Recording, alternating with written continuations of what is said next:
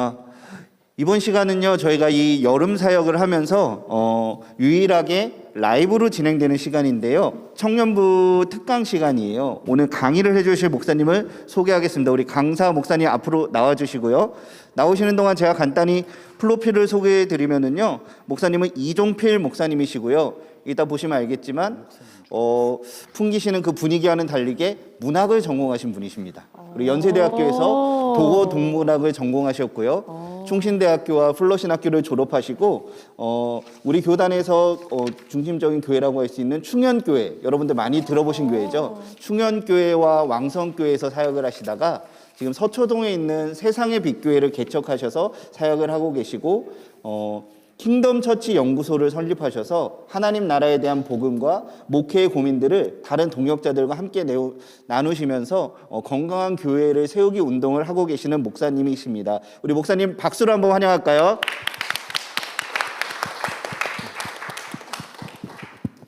네, 반갑습니다. 저는 어떻게 마스크를 그냥 쓰고 벗어도 돼요? 네. 아, 예. 제 침을 여러분들이 막아주시면 되는 거죠? 네, 맞습니다. 네. 마스크를 쓰는 것이 좀 더 저에게는 유리하지만 우리 서로 신원을 확인하기 위해서 마스크를 벗고요. 뭐 제가 진행하는 건 아니니까 우리 이제 다시 허원 목사님 진행하시겠지만 이렇게 굉장히 부담스러운 자리에 제가 오게 될지 모르고 이것을 이렇게 허락한 것에 대해서 몇 날 며칠을 후회를 많이 했습니다.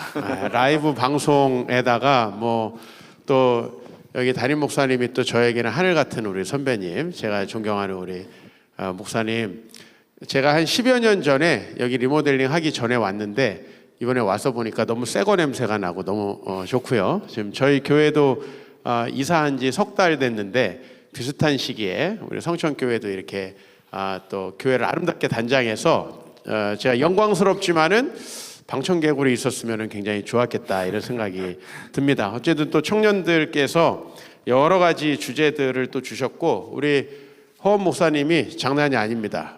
요구하는 게 너무 많아가지고 제가 이게 상당히 곤혹스러운 자리에 앉게 됐는데 늘 저는 뭐 이럴 때마다 믿음이 좋아져요. 주님께서 어떻게 하시겠지 이제 이런 생각을 하고 담대하게 앉았습니다. 잘 부탁드리겠습니다. 와. 제가 시작하기 전에 특강 주제에 대해서 간단히 설명드리면 제목은 어쩌다 그리스도인이라는 주제를 가지고 하는데요. 우리가 여러 상황과 여러 환경 속에서 그리스도인이 되어 있지만 의식적으로 하나님을 믿지 못하고 또 그 확실한 믿음을 갖지 못하고 있는 사람들을 위한 특강이고요. 이 카테고리가 청년 특강이라고 해서 우리들은 상관없다가 아니라 이 자리에 계시거나 또 방송을 보고 계신 우리 어른들도 같이 보셔도 좋고요. 우리 자녀들과 함께 들으시면서 잘 기록하시면서 들으면 좋은 특강이 될 거라고 생각합니다. 그리고 중요한 것은 3일 동안 진행되는 모든 프로그램들 중에서 이 프로그램에 치킨이 제일 많이 걸려 있습니다. 그래서 강의 중간중간에 제가 계속 퀴즈를 내어드릴 거예요. 이게 강의한 내용을 가지고 퀴즈를 내어드릴 거니까 보시고 잘 참여해 주시면 감사하겠습니다. 네, 그럼 다시 목사님께 마이크를 넘겨드리겠습니다. 네, 이 뭐 라이브인데 또 옆에 패널들도 계시고 제가 혼자 이렇게 떠드는 거는 잘하는데 이런 세팅에서 옆에 있는 분들이 많이 이제 망가져 주셔야 이 방송이 아름답게 된다. 또 이제 옆에 있는 분들이 오늘 질문하시는 것은 여기 방송을 보시는 분들이 착각하면 안 돼요. 본인 생각이 아니라 다른 친구들이 가지고 있는 의문을 질문하는 거죠. 네, 맞아요. 그죠? 본인들은 이제 믿음이 굉장히 좋으신데 그럼요. 주변에 있는 잘 안 믿고 이제 문제가 있는 분들이 질문한 것을 굳이 자기 의견처럼 질문을 하실 거예요. 네, 맞습니다. 그렇죠? 네, 그래서 좀 예를 들면 앞에서 이제 이렇게 바른 얘기를 하면 반박도 하고 아닌 척도 하고 이렇게 해주시면은 더 아마 다이나믹하게 시간이 진행되지 않을까 싶습니다. 또 이 방송 보면서 좀 지루하신 분들은 제 얼굴을 잘 이렇게 묵상하면서 저의 얼굴에 숨어 있는 얼굴들 이렇게 찾기를 하시면은 좀 지루하지 않게 이렇게 시간이 지나가겠다. 저 사람과 닮은 사람이 어디까지 있을까 이렇게 찾다 보면 동물까지 갑니다. 사람들에서 이제 동물까지 가서 여러 캐릭터까지 가니까 그런 것도 한번 찾아보시면은 이따 치킨으로 또 한번 보답을 또 우리 목사님께서 해주시지 않을까 싶습니다. 어쩌다 그리스도인이라는 이제 오늘 제목을 이렇게 붙여주셨는데 이제 오늘 주요 내용은 이제 저의 책에 관련된 내용입니다. 그래서 제가 믿고 싶지만 믿어지지 않는 이에게라는 책을 이제 작년에 출간했는데 사실은 이제 이런 그 책을 내야 되겠다라고 하는 마음은 한 15년 전부터 이렇게 마음에 품고 있었는데요. 제가 저희 교회를 15년 전에 개척해서 많은 분들이 저희 교회에 이제 오셔서 다니기도 하고 또 오셨다가 제 얼굴 보고 떠나시기도 하고 그러는데 그 저희 교회에 온 아주 특별한 청년 때문에 제가 이제 이 책을 그 원고를 쓰게 됐고요. 그 다음에 작년에 코로나라서 저의 이제 여러 가지 일정들이 캔슬되면서 하나님께서 뭘 위해서 저를 이렇게 쉬게 하실까라고 하고 있는 과정 속에서 이제 이 책에 탈고를 하게 됐어요.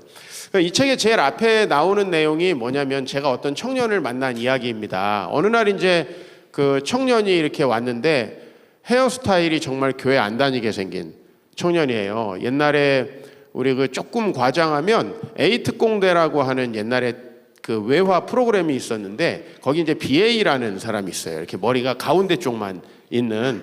근데 이제 그와 좀 약간은 비슷한 이제 오늘 만약에 그 친구가 이걸 보면 그 정도까지는 아닌데라고 할 거예요. 근데 이제 그 정도로 좀 그 이 목회자들이 사실은 첫인상에 흔들리면 안 되는데 늘 첫인상에 흔들려요. 이렇게 교회를 잘 다닐 것 같은. 우리 형제님 보면 딱 교회 오빠 같은 이제 네, 맞습니다. 이름도 다니엘이잖아요. 예, 술 먹으러 못 다녀요 이런 분들은. 뭐 다니엘이 어떻게 술을 먹으러 다닙니까? 맞습니다. 그죠? 네. 예, 그러니까 이런 분들이 이제 천상 어쩔 수 없이 그리스도인으로 살아야 돼요. 근데 이런 분들도 계시지만 그 형제는 할머니가 보살이에요. 할머니가 제주도에서 이제 그 무속을 하시던 분이고 그 다음에 교회는 아주 안티로 생활을 하던 그런 청년인데 서울에 와가지고 직장 생활을 하다가 약간의 사기를 당하게 됐어요. 아는 형한테 만나서 번 돈을 투자했다가 날리고 낙심을 하고 있는 과정에서 강남역 근처에서 한 이제 선배를 만났는데 그 선배가 이제 우리 교회를 다니는 성도였어요. 그래가지고 뭐 힘들고 어려우니까 이렇게 교회 한번 와봐라 해서 왔는데 교회에 와보니까 자기가 되게 인생에 교회에 대한 이제 편견들이 있었죠. 근데 자기가 인생에 굉장히 그리고 있는 인생관 이게 뭐냐면 내가 잘 돼서 좀 다른 사람을 도와주면서 살자. 이제 이게 또 꼴의 본인의 인생관이었어요. 근데 이제 저희 교회에서 그 친구가 왔을 때 제가 했던 설교에서 인용했던 말씀이 뭐냐면 아브라함은 강대한 나라가 되고 천하 만민은 그로 말미암아 복을 받게 될 것이다. 이제 이 말씀이었어요. 그 말씀을 듣더니 이게 기독교가 가르치는 것이 자기가 생각하는 것과 상당히 다르고 또 자기가 평생에 품고 있던 그런 이제 이상과 좀 비슷하다. 이제 그런 생각을 마음에 품고 그날부터 정말 교회를 열심히 나오는 거예요. 열심히 나오고 표정도 밝고 그리고 시간마다 굉장히 긍정적인 피드백을 이렇게 하고 말이 굉장히 많은 친구였어요. 이제 항상 이렇게 차를 같이 타고 가면 주변에 있는 친구들이 라디오를 켜놓은 것 같다고 할 정도로 이렇게 말이 많은 친구였는데 말이 많은 친구가 두 가지잖아요. 이렇게 불평을 하기 시작하면 정말 교회 전체 분위기 다운되는 거고 교회를 이제 이렇게 좀 긍정적으로 묘사하기 시작하면 정말 교회가 좋은 교회처럼 이렇게 비추잖아요. 그래서 그 형제가 와가지고 저희 교회 청년부의 분위기가 엄청나게 좋아졌어요. 그런데 2년 정도가 지나가지고 이 형제가 직장을 전라남도 광주에 있는 곳으로 파견 근무를 2년 동안 가게 됐어요. 그래서 이게 아직도 초신자고 세례도 안 받았는데 이제 이렇게 광주에 내려가면 모든 신앙생활이 다 어려워지겠구나 생각했는데요. 2년 동안 한 번도 빠지지 않고 KTX를 타고 서울에 있는 교회로 왔어요. 그래서 주변 사람들이 전부 다 미쳤다라고 했대요. 근데 자기는 이 차비보다도 와서 배우는 게 더 많기 때문에 온다. 이 정도면 거의 홀리가 아니에요. 예, 그죠? 그래서 이제 그 형제가 너무 뭐 저로서는 보람찬 형제고 또 저를 기쁘게 하는 형제였는데 이 형제에게 이제 제가 그래서 4년쯤 지나고 나서 세례를 받았으면 좋겠다. 왜냐하면 저희가 이제 1년에 한 번, 두 번 이렇게 세례 신청을 받아요. 근데 한 번도 세례 받고 싶다 신청을 하지 않는 거예요. 그래서 제가 이제 당신은 세례를 받아도 될 것 같다 해서 이제 세례를 받으라고 하니까 자기는 그리스도인이 아니래요. 딱 잘라서. 근데 광주에서 매주마다 교회를 오고 그 다음에 헌금은 왜 하는 거냐요. 그래서 이렇게 해서 우리가 하나님이 주신 물질을 10분의 1 드려서 그걸 가지고 여러 가지 복음 사역도 하고 이웃들도 이렇게 돕고 선교한다라고 했더니 그거 좋은 거라고 그것도 꼬박꼬박 해요. 근데 문제는 그리스도인이 아니라는 거예요. 그래서 뭐 일단 개인의 어떤 의견을 존중해야 되니까 1년을 넘어갔어요. 그리고 이제 2년째 될 때에 저희가 그러니까 그 친구가 교회 온 지 한 5년 정도가 지난 거죠. 근데 그때까지도 뭐 전혀 교회 와가지고 이렇게 불평불만을 한다든지 아니면 뭐 설교 시간에 안 믿어지는 표정을 짓는다든지 뭐 봉사를 할 때 나는 안 가겠다든지 뭐 저희가 이제 이웃의 어려운 곳에 봉사하러 많이 가는데 너무 앞장서서 가는데 기독교인이 아니라니까. 근데 그런 생각이 드는 거예요. 여기 기독교인 아닌 애들이 많은데 걔네들은 전부 다 막 세례 안 준다 그래도 막 머리 디밀고 그리스도인이 아닌 것 같다 그래도 자기는 구원의 확신이 있다고 그러는데 이 청년은 목사가 봤을 때도 너무 그리스도인 같은데 자기 아니라고 하는 거예요. 그래서 이제 이상하다 생각하는데 5년 차에 이제 저 충청도에 있는 한 기도원으로 8명 형제들을 데리고 이제 1박 2일로 저희가 BT 캠프라는 거를 했어요. 그래서 성경 가져가서 성경 읽고 이야기하는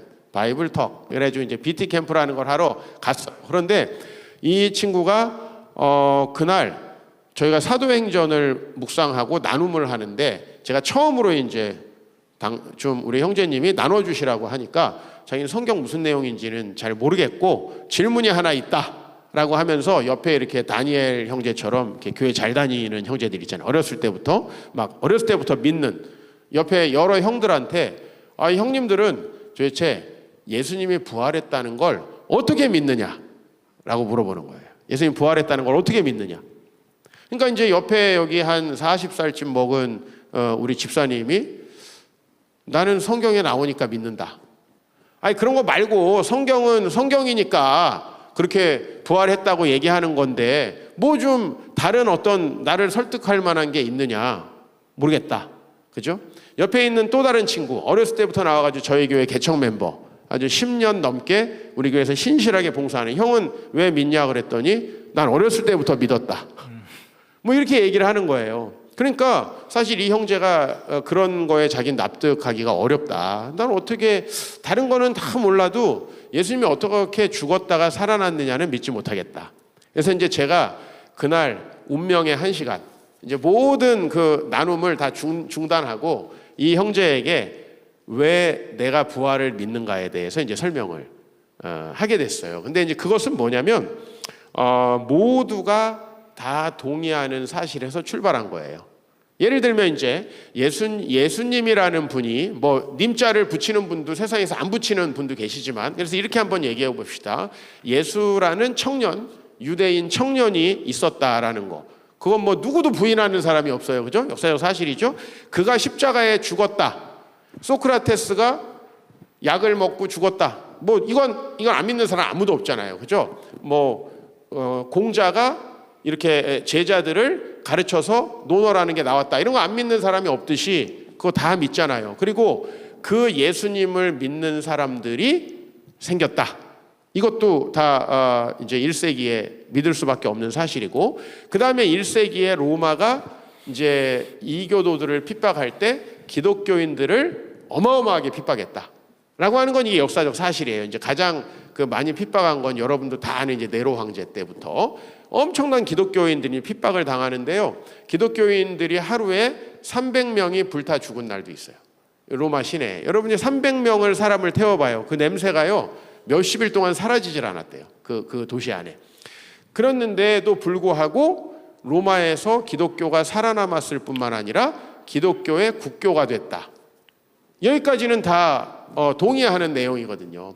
그래서 이제 이 내용들을 나는 뭐 역사책 아무리 뒤져봐도 이거는 다 이제 객관적인 사실인데, 그렇다면은 부활이 있었을 경우와 없었을 경우를 따져서 어느 것이 더 개연성이 높은가? 그냥 우리가 부활이 누군가가 죽었다가 부활했다고 하는 사실은 일반적으로는 믿기 어려운 거잖아요. 그죠?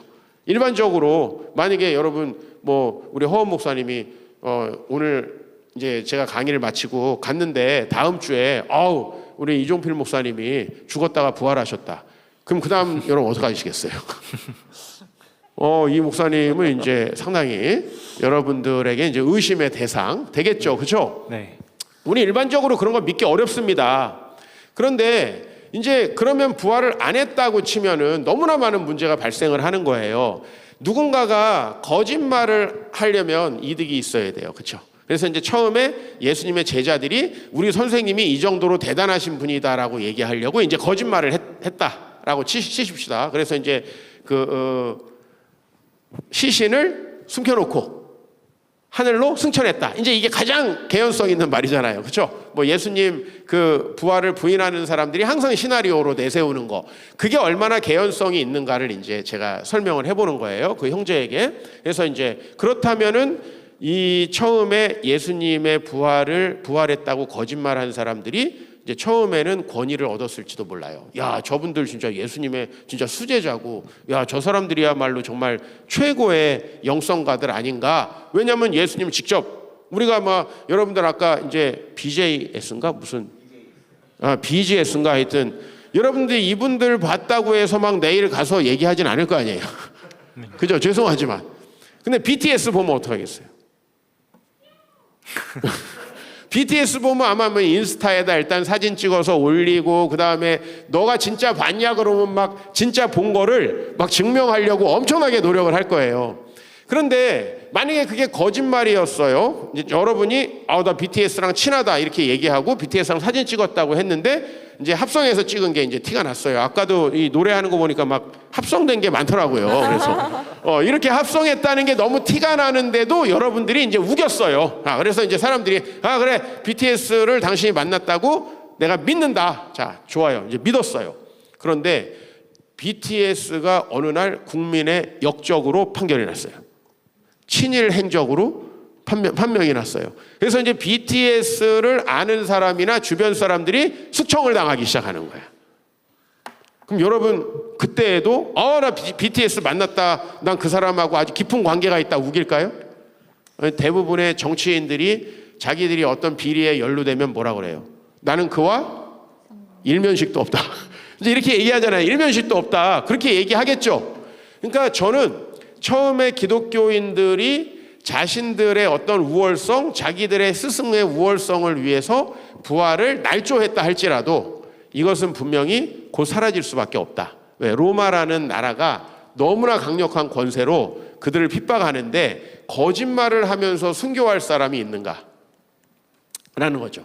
그 다음에 거짓말을 해서 뭐 어쩔 수 없이 거짓말을 했다. 그런데 그 거짓말을 한 사람들이요, 이 로마에 보면 이제 로마에 대한 기록은 워낙 많이 남아 있어서요, 여러분 이렇게 거짓말하기가 되게 어려워요. 로마 역사를 기록한 것만 해도 수많은 사람들이 로마 역사를 기록했기 때문에 이제 그 객관적인 사실이 뭐냐면 로마에서 왜 기독교가 그렇게 박해를 했는데도 민중들에게는 전파됐을까라는 점이에요. 이제 이 점에서 두 가지를 예로 듭니다. 이 로마에서 이 여성들은 정말 하대받고 멸시받던 자들이에요. 쾌락의 도구. 언제든지 버리고 새로운 여자와 결혼할 수 있고 이런. 근데요, 이 기독교인들이야말로 한 여성과 끝까지 사는 경우가 많았다는 거예요. 그리고 그 여성을 굉장히 존중하고 사랑하고 이게 없었다는 겁니다. 쾌락의 도구였다는 거고요. 두 번째는 로마에요, 지금 우리 코로나보다도 훨씬 심각한 역병이 여러 차례 돌았어요. 지금은 사실 우리 코로나 뭐 주사도 맞고 그렇죠? 마스크도 쓰고 이러지만 지금도 후진국으로 가면 코로나 사망률이 높잖아요. 그죠? 근데 만약에 1세기로 가보세요. 그때 역병이 있었다는 건 1세기까지 갈 필요도 없잖아요. 우리가 14세기, 15세기에 이 그 패스트로 얼마나 많은 유럽 사람들이 죽은 걸 여러분들이 잘 아실 텐데 1세기에도 2세기에도 여러 역병이 돌았어요. 그때 끝까지 환자들을 돌보고 마을을 떠나지 않았던 사람들이 기독교인들이었다. 이게 이제 역사적으로 다 증명이 돼 있습니다. 그러니까 저는 이 사람들이 이렇게 주님의 말씀을 따라서 자기들의 이기적인 마음과 생명까지도 버려놓고 다른 사람을 도울 수 있는 건 성령이 아니면 불가능하다. 여러분 이거는 절대로 불가능하죠. 그죠? 예를 들면 많은 정치인들이 막 정치인만 욕해서 미안합니다만은 그 정치인들이 코로나의 상황 속에서 막 봉사하고 막 코로나 현장에 가고 이런 건 대부분 자기들에게 이득돼서 하잖아요. 만약에 정말 거기 가서 내가 죽는데 그렇게 할 정치인들이 있을까요? 그건 없을 거라는 거예요. 근데 기독교인들이 실제 그랬다는 거죠. 이런 약자들과 또 여성들, 아이들을 위한 그런 태도들이 로마에서 기독교가 널리 민중들에게 이 종교가 참 진리다라고 받아들이게 했다는 거예요. 네. 그러니까 예수님을 부활한 것을 보지 못한 사람들도 그렇게 믿게 됐다. 그래서 이제 이 박해를 점점 박해를 받고 그러던 것이 200년 정도가 지나면 이제 점점 로마 안에서 기독교라는 종교는 믿어도 괜찮은 종교, 허가해도 되는 종교로 인식되기 시작했고 거기서 조금 더 지나가면은 이제 안 믿으면 죽는 종교가 됐죠. 여러분 우리는 국교라는 게 어떤 건지 한 번도 경험을 해본 적이 없어요. 국교는 뭐냐면 태어나면 무조건 세례를 받아야 돼요. 그러니까 아이고 저는 그런 데서 목회했으면 얼마나 편했을까. 전도할 필요가 없어요. 안 믿는 사람만 잡아오면 돼. 세례 안 받는 사람만 잡아오면 돼요. 무조건 세례를 받고 기독교인이고 그리고 헌금을 내야 돼요.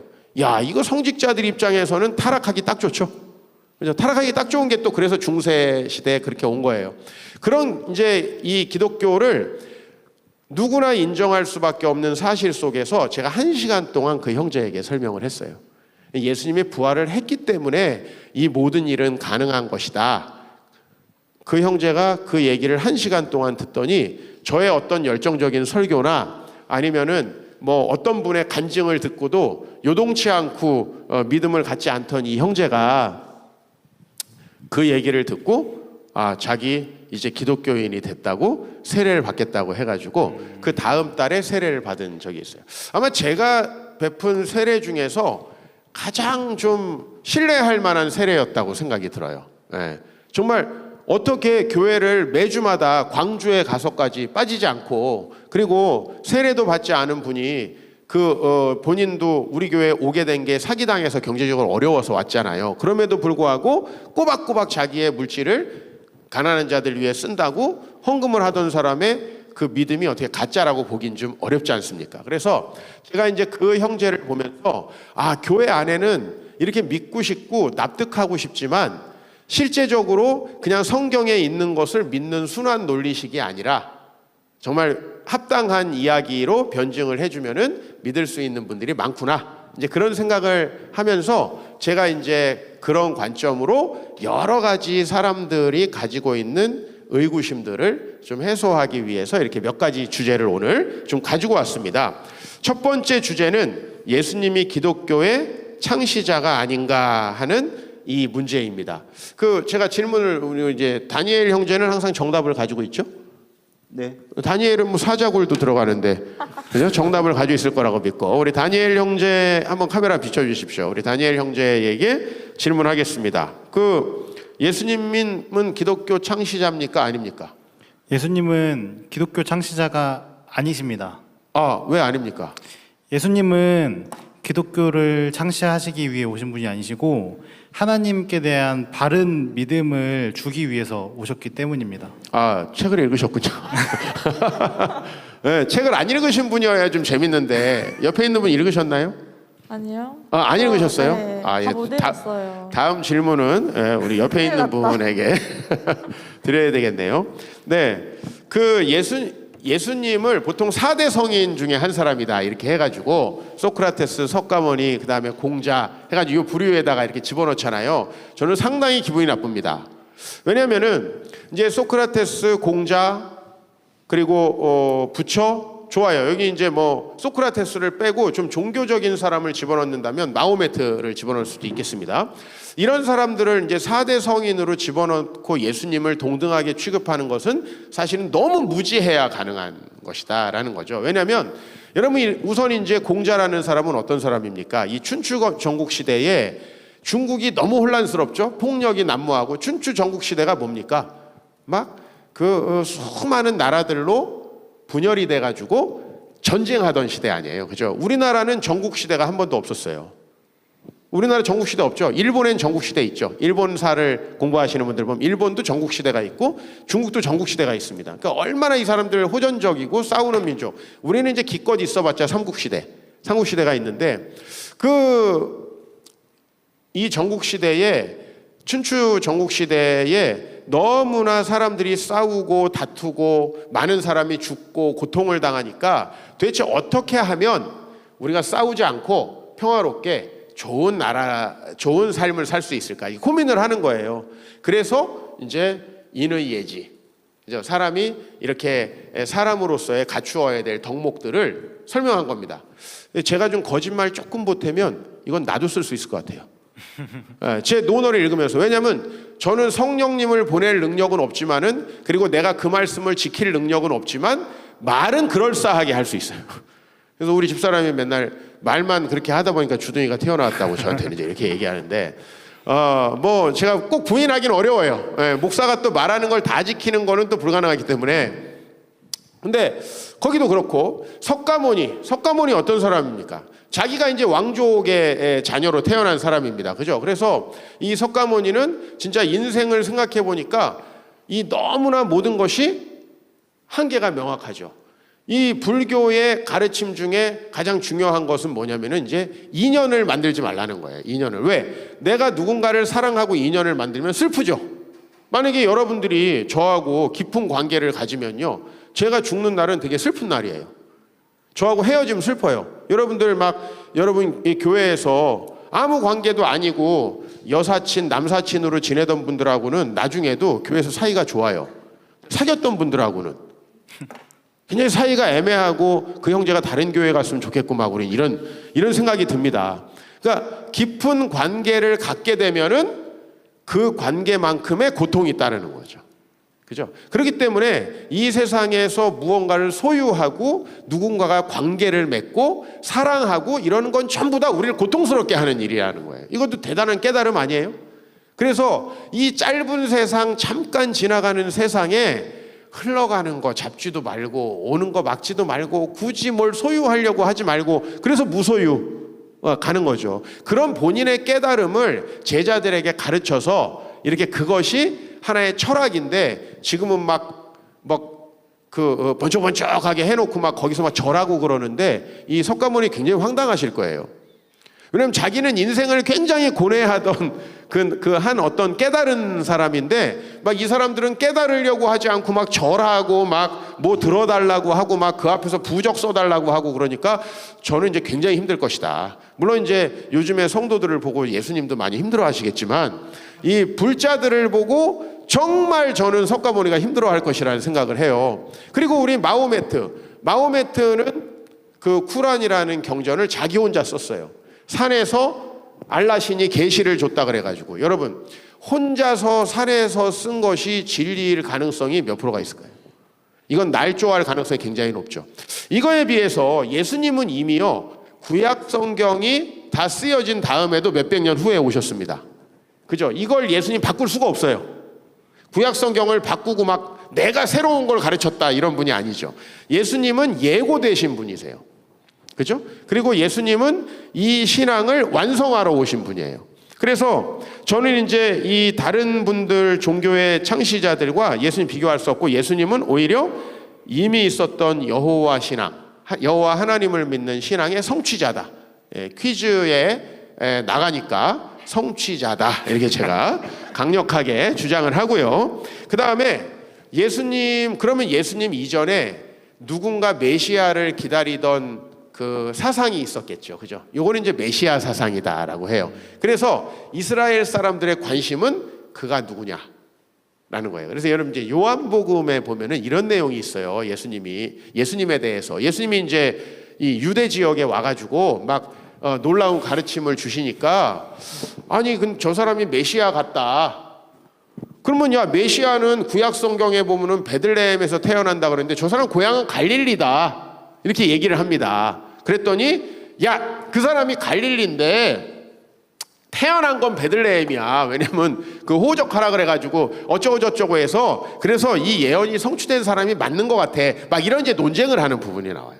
그러니까 유대인들은 메시아가 누군지를 너무나 관심이 있었고 그래서 이 예수님이 진짜 그 예수님인가를 많이 관심을 기울였어요. 그런데 당시에 가장 주류파, 지금으로 말하면은 민주당과 국민의힘이죠. 이게 이제 사두개파와 바리새파입니다. 그 당시에 이제 주류파죠. 소수파가 아니고 그 주류파 사람들을 다 까는 거예요, 예수님이. 예. 그들과 이렇게 손을 잡아서 그 당에 들어가서 이렇게 경선을 하셔가지고 이렇게 대선에 나오셔야 되는데, 예. 지금 이제 정치에 좀 비유를 하자면 거기를 다 까니까 이 원래는 이 둘이 굉장히 앙숙이거든요. 우리도 지금 민으로 시작하는 당하고 국으로 시작하는 굉장히 앙숙이잖아요. 그죠? 근데 그때 당시에도 사두개인과 바리새인은 완전 앙숙입니다. 얘네들은 뭐 그냥 저쪽이 죽어야 돼요. 저쪽은 무조건 적폐고 저쪽은 무조건 지옥에 가야 되는. 근데 그 사람들이 마음에 하나가 되어서 예수님 죽여요. 나중에. 그죠? 그래서 저는 이제 이 오해가 풀린 것이다. 물론 오해를 모든 사람이 풀진 않았어요. 자신들이 이제 기다리던 메시아가 아니라고 생각했기 때문에 예수님을. 그래서 저는 이 예수님께서 그러면은 어떻게 메시아라는 것을 사람들이 확실했느냐, 그 결정적인 사건은 부활이죠. 그죠? 부활. 그래서 부활을 통해서 예수님이 하나님이 보내신 메시아다 이렇게 확증을 하게 됐다. 그러니까 여러분 어떤 신앙을 우리가 가질 것인가? 우리는 이미 기독교 신앙을 가졌죠. 근데 이 기독교 신앙이 얼마나 독특하냐면요. 기독교 신앙은 오랫동안 수많은 사람들의 말씀이 통일성을 이루면서 하나님의 섭리에 의해서 또 하나님의 아들 예수님이 오셨는데 그가 자기가 예수님이라고 메시아라고 주장만 하다 끝난 게 아니라 그만한 충분한 증거들을 남기고 죽었죠. 그래서 바리새인 중에 바리새인이었던 바울도 그를 믿게 되지 않습니까? 그래서 저는 이 기독교 신앙이 정말 독특한 신앙이고 그리고 정말 우리에게 있어서는 여러분들이 믿어도 충분히 좋을 만큼 여러분들이 무신론을 갖고자 하지 않는다면 정말 난 아무도 없어 난 안 믿을래 하는 이론적 무신론가가 되지 않으려면은 이 기독교 신앙은 정말 독특하고 우리가 상상하기 어렵죠. 예를 들면 누가 조금 훌륭한 가르침을 가지고 제자들을 막 불러 모아서 뭔가 하나 학파를 만들고 이런 건 누구나 다 했잖아요, 역사상으로. 그리고 좀 이따 없어지고 또 다른 사람들이 나와서 뒤집어 엎고. 기독교는 그렇지 않잖아요, 그죠? 누구도 로마도 뒤집을 수 없었잖아요. 그래서 저는 예수님이 기독교의 창시자가 아니라 정말 세상을 창조할 때부터 우리에게 내려오던 참된 신앙, 여호와 하나님을 믿고 그의 아들 예수 그리스도와 성령님을 믿는 이 삼위일체 신앙의 완성자, 성취자로 오셨다. 이렇게 좀 먼저 좀 이 기독교 신앙을 변증하고 제가 퀴즈 시간으로 넘겨드리겠습니다. 네, 감사합니다. 우리 그 댓글창에서 계속 퀴즈 달라고 하시는 분들이 많아서 제가 퀴즈 몇 개 드리겠습니다. 제가 길게 해서 죄송합니다. 빨리빨리 하고 퀴즈로 넘겨야 되는데. 네, 괜찮습니다. 네. 첫 번째 퀴즈입니다. 그 목사님께서 처음 사역하셨을 때 그 만난 청년이 TV에 무슨 특공대를 닮았다라고 하는데 무슨 특공대일까요? 등장 인물의 이름은 BA였습니다. BA인데 어떤 특공대였나요? 자, 퀴즈 올려주세요. BT 아닙니다. A 특공대가 있어요? 자, A 특공대 정답입니다. 우리 최성진 저기 뒤에서 열심히 보내고 있는데요. 자, 강의 잘 듣고 있네요. 최성진 받았나요? 네. 자, 그러면 자, 다시 보겠습니다. 이준석 받았나요? 네, 그러면 이준석 집사님이신가요? 드리겠습니다. 자, 두 번째 질문입니다. 와, 축하드립니다. 자, 우리 박수 한번 쳐주시죠. 네, 감사합니다. 아까 목사님이 중간에 그 퀴즈 할 때 강조해 주셨는데요. 예수는 기독교의 창시자가 아니라 이미 있었던 여호와 신앙의 땡땡땡이다. 자, 퀴즈 자막 한번 띄워주시겠어요? 예수는 기독교의 창시자가 아니라 이미 있었던 여호와 신앙의 세 글자 무엇이다?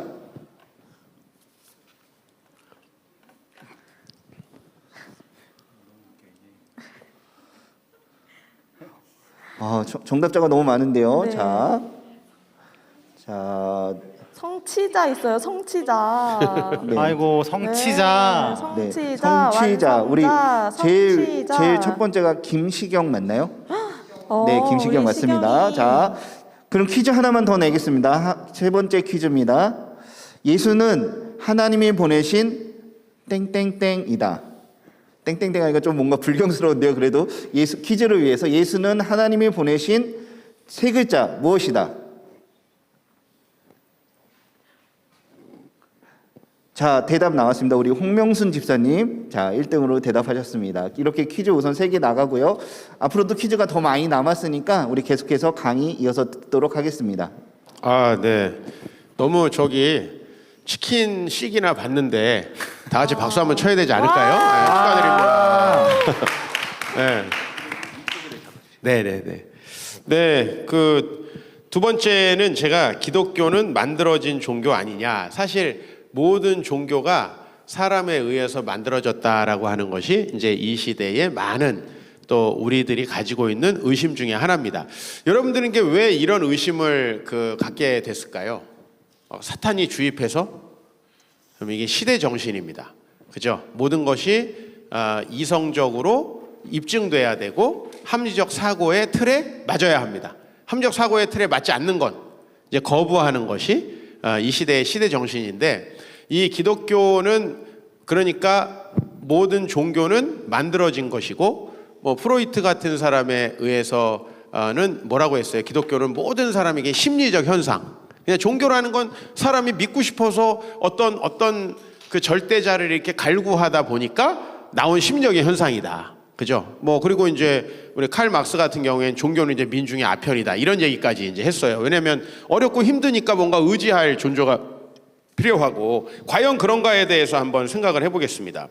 먼저요, 이 기독교를 합리적으로 비판하려고 하는 사람들의 전제가 뭐냐면 2000년 전 사람들은 굉장히 무식하고 멍청한 사람들이다라고 하는 전제를 가지고 있어요. 즉 지금은 우리가 고도로 발달된 이성을 가지고 있고 1세기 사람들은 굉장히 신화나 믿던 사람이다. 근데 제가 이제 명색이 문학 전공입니다. 문학에 대해서 잘 알진 못합니다. 영문과 출신들이 영어를 못하듯이.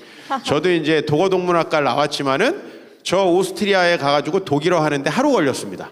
하루는 말 자체가 전혀 나오지 않더라고요. 너무 오랫동안 사용을 안 하니까. 비슷한 상태지만 우리가 이제 신화라고 하면은 여러분 딱 떠오르는 게 뭐예요? 그리스 로마 신화. 그죠? 읽어보셨습니까, 우리 자매님? 만화책으로. 만화책으로. 네. 예. 제 책을 끝까지 안 읽으신 분들은 수준이 전체적으로 떨어진다. 이렇게 만화로 읽었다. 뭐 토마스 불핀치의 이게 신화 이런 거 아니고, 네, 그런 거 아니고요. 만화로라도 읽은 게 어디예요? 네, 그러면 이제 하나 더 질문하겠습니다. 그리스 로마 신화가 기록된, 예를 들면 거기에 나오는 트로이 전쟁이 있어요. 네. 이거 예수님 시대와 비교해서 전이다 후다? 정답 아시는 분 있으신가요? 갑자기 시청자 퀴즈로 힌트 좀 주세요. 상당히 교활하신 분으로 이렇게. 예. 전이죠. 네, 그죠? 그쵸. 전인데도 얼만큼 전이냐면요, 예수님 오시기 1200년 정도 전입니다. 근데 이 보통요, 우리가 그리스 로마 신화가 언제쯤 마무리됐다라고 보냐면 예수님 오시기 1000년 전쯤에 마무리됐고요, 그 이후에는 종교적 가치도 잃어버립니다. 그러니까 우리가 이 신화의 시대를 살았다고 하는 건 굉장히 바보 같은 생각인 게, 여러분이 정말 뭐 이름만 딱 들으면 알 수 있는 철학자들, 예를 들면 키케로라든지 세네카 같은 철학자들, 예수님과 거의 비슷한 시기 사람입니다. 키케로는 한 1세기 전 사람이고. 그러니까 이 사람들의 책을 보면요, 지금 여러분들이 생각할 때 이런 책을 2000년 전 사람이 냈단 말이야? 뭐 여러분들은 충분히 그런 생각을 할 수 있을 정도로 아주 발달을 했고요. 그 다음에 여러분이 로마의 유적지를 가보시면은 그 건축물들을 보시죠. 그때 기중기가 없이 그런 건축물들을 계산해가지고 만들 정도로 이 로마가 이 공학에 있어서 대단했습니다. 그러니까 우리가 옛날 사람들을 신화를 믿고 아무 얘기나 누가 살아났다면 믿는 그런 사람으로 보는 건 대단히 큰 오류다. 이런 말씀 드리는 거예요. 그래서 기독교가 그 당시에 이제 만약에 만들어졌다면 엄청난 검증 과정을 겪습니다. 우선은 로마는 44개 정도의 속주를 다스렸습니다. 속주라는 게 뭐냐면 지금으로 하면 나라예요, 나라. 그 44개 정도의 나라를 다스렸는데 그 44개의 나라 중에요. 가장 작은 나라가 어디였냐면 유대라는 나라였어요. 그러니까 이스라엘은 식민지 중에서도 별 축에도 끼지 못하는 작은 식민지였다는 걸 여러분들이 아셔야 돼요. 그러면 큰 식민지가 어디냐? 그 옆에 있는 이집트, 그 위에 있는 시리아. 지금은 막 우리가 시리아 하면 막 IS 막 이렇게 하고 이상한 나라라고 하지만 고대에는 그쪽 다마스쿠스, 그죠? 이런 데가 고대에는 유명한 도시였잖아요. 그러니까 이런 곳이 큰 식민지였어요. 이 로마의 식민지 중에 아주 작은 식민지, 그런 나라에서 소수가 믿던 종교가 기독교예요. 그것도 다수파는 유대교죠. 그죠?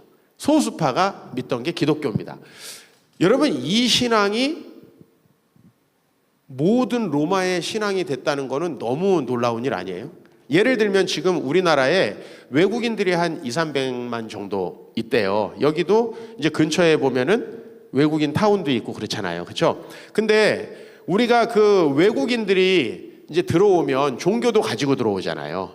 요번에 이제 예를 들면 아프가니스탄에서 이렇게 그 우리나라를 도와줬던 분들이 오셨다. 그래도 그분들은 아마 대부분 이슬람교를 가지고 들어올 거예요. 근데 우리가 그 소수들이 믿는 종교를 우리나라 전체가 받아들여서 우리의 신앙으로 삼는다. 이게 가능할까요, 여러분? 이건 정말 어려운 일이에요. 지금 이제 유럽에서 일어나는 일들은 뭐냐면 너무나 많은 이슬람 사람들을 노동자로 받아들여 가지고 이슬람 인구가 프랑스 같은 경우에는 거의 반반까지 찼어요. 네. 이렇게 됐기 때문에 지금 프랑스에서는 어떤 소설이 이제 5년 전에 나왔냐면은 2023년에 이슬람교를 믿는 대통령이 선출되는 그 소설이 나왔어요. 그래가지고 이제 역차별을 하는 거죠. 이슬람교를 믿는 사람들만 이제 세제 혜택을 주고 이슬람교를 가르치는 이슬람교 학교들만 이렇게 그 국비를 지원해주고 이제 이런 식으로. 그러니까 거기는 인구가 많아지는 거예요. 근데 여기 이 이스라엘 사람들은 그때나 지금이나 굉장히 소수예요. 굉장히 소수고 작은 민족이 믿던 신앙을 아이고 그거 무슨 신앙이냐 이렇게 받아들여요. 여러분들이 예를 들면 중국의 파륜궁 이런 거를 그 신앙이 뭐냐 이렇게 배우려고 하지 않겠죠. 처음엔 되게 무시하겠죠. 뭐 일본에서 들어온 남미호랑개교, 뭐 오음진리교 이런 거를 우리가 다 믿는다고 한번 생각해 보시면 좋을 것 같아요. 이거는 굉장히 불가능한 얘기거든요. 그런데 로마 제국에 의해서 이 신앙이 일부 사람들이 만든 종교가 아니라는 것이 다 증명이 됐다라는 게 이제 저의 책에서 나온 주장이에요. 그런데 기독교에 대한 의심이 이제 현대 사회에 들어와서 생긴 거예요. 여러분 아시다시피 이 미국은 1950년대까지요 학교에서 전부 다 성경을 가르치던 나라예요. 그리고 술을 제조해서 판매하는 것이 불법인 나라였습니다. 여러분 이해가 안 되죠? 지금 마약하고 막 이런 거 하는 나라가 술을 제조하고 판매하다 걸리면 안 되는 나라였다라는 게 얼마나 놀랍습니까? 지금 유럽은 가보면은 이게 남녀 혼숙은 굉장히 건전한 문화예요. 남녀 혼숙은. 여러분 뭐 노르웨이 같은 나라는 남녀의 군대에서 남녀가 같은 방을 써요. 남자 4명, 여자 2명 이렇게.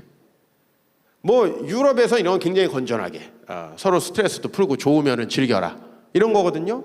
근데 불과 이제 얼마 전까지만 해도 유럽도 얼마나 기독교적인 나라들이었습니까? 그러니까 우리가 생각을 해볼 때 이 기독교에 대한 의심은 상당히 얼마 되지 않은 것이다. 자, 그러면은 이 만약에 기독교가 만들어진 종교였다면은 제일 먼저 어떤 일이 벌어졌을까? 유대인들이 이 종교를 믿지 않았을 것이라는 거예요. 최초의 1세기에 예수님을 믿는 사람들은 대부분이 누구였냐면 유대인이었어요. 여러분이 예수님 믿었던 초기 사람들 한번 대보세요. 이제 이쪽은 됐고 이쪽에 우리 기쁨 자매님. 기쁨 자매님도 교회 안 다니긴 좀 어렵겠죠? 그죠? 기쁨, 뭐 사랑 이런 분들은 좀 안 다니기 어려운데 부담스러운 이름. 상엽이 이런 분들은 안 다녀도 되죠? 그죠? 이름 자체가 종필이 뭐 안 다녀도 되는 거예요. 우리는 그죠? 저는 누구도 저를 기독교인이라고 유추하지 않습니다. 일단 이름이나 얼굴이 전혀 기독교적이지 않아요. 그런데 이제 우리 기쁨 자매님은 교회를 잘 다닐 것 같아요. 초기에 예수님을 믿었던 유대인들 엄청 많이 알고 계세요. 그냥 성경에 나오는 거 아무나 대면 대체로 맞아요. 신약 성경에. 그 이름을 대라는 말씀. 네, 이름. 네. 그 예수님의 제자들이 다. 그렇죠. 예수님 제자들 전원이죠. 네. 이름은 모르는 거예요. 이렇게 제자들이 12명이 있었다. 이렇게 나 이름을 다 알지만 얘기 안 하겠다. 모르는 거예요. 그죠? 뭐 바울이라든지 우리가 아는 초창기의 예수님 제자들. 그죠? 이런 제자들은 대부분이 유대인들이에요. 여러분 유대인들이 자기 종교를 버리는 걸 지금도 힘들어해요. 아시죠? 그죠? 유대인들이 지금도 자기 종교를 버리는 걸 대단히 힘들어하고 지금도 이스라엘에 가면요. 일요일마다 예배를 못 드리게 하는 그 유대인들이 있어요. 예배를 못 드리게 하는 교회들 앞에서 막 시위하고 이렇게 하는. 왜?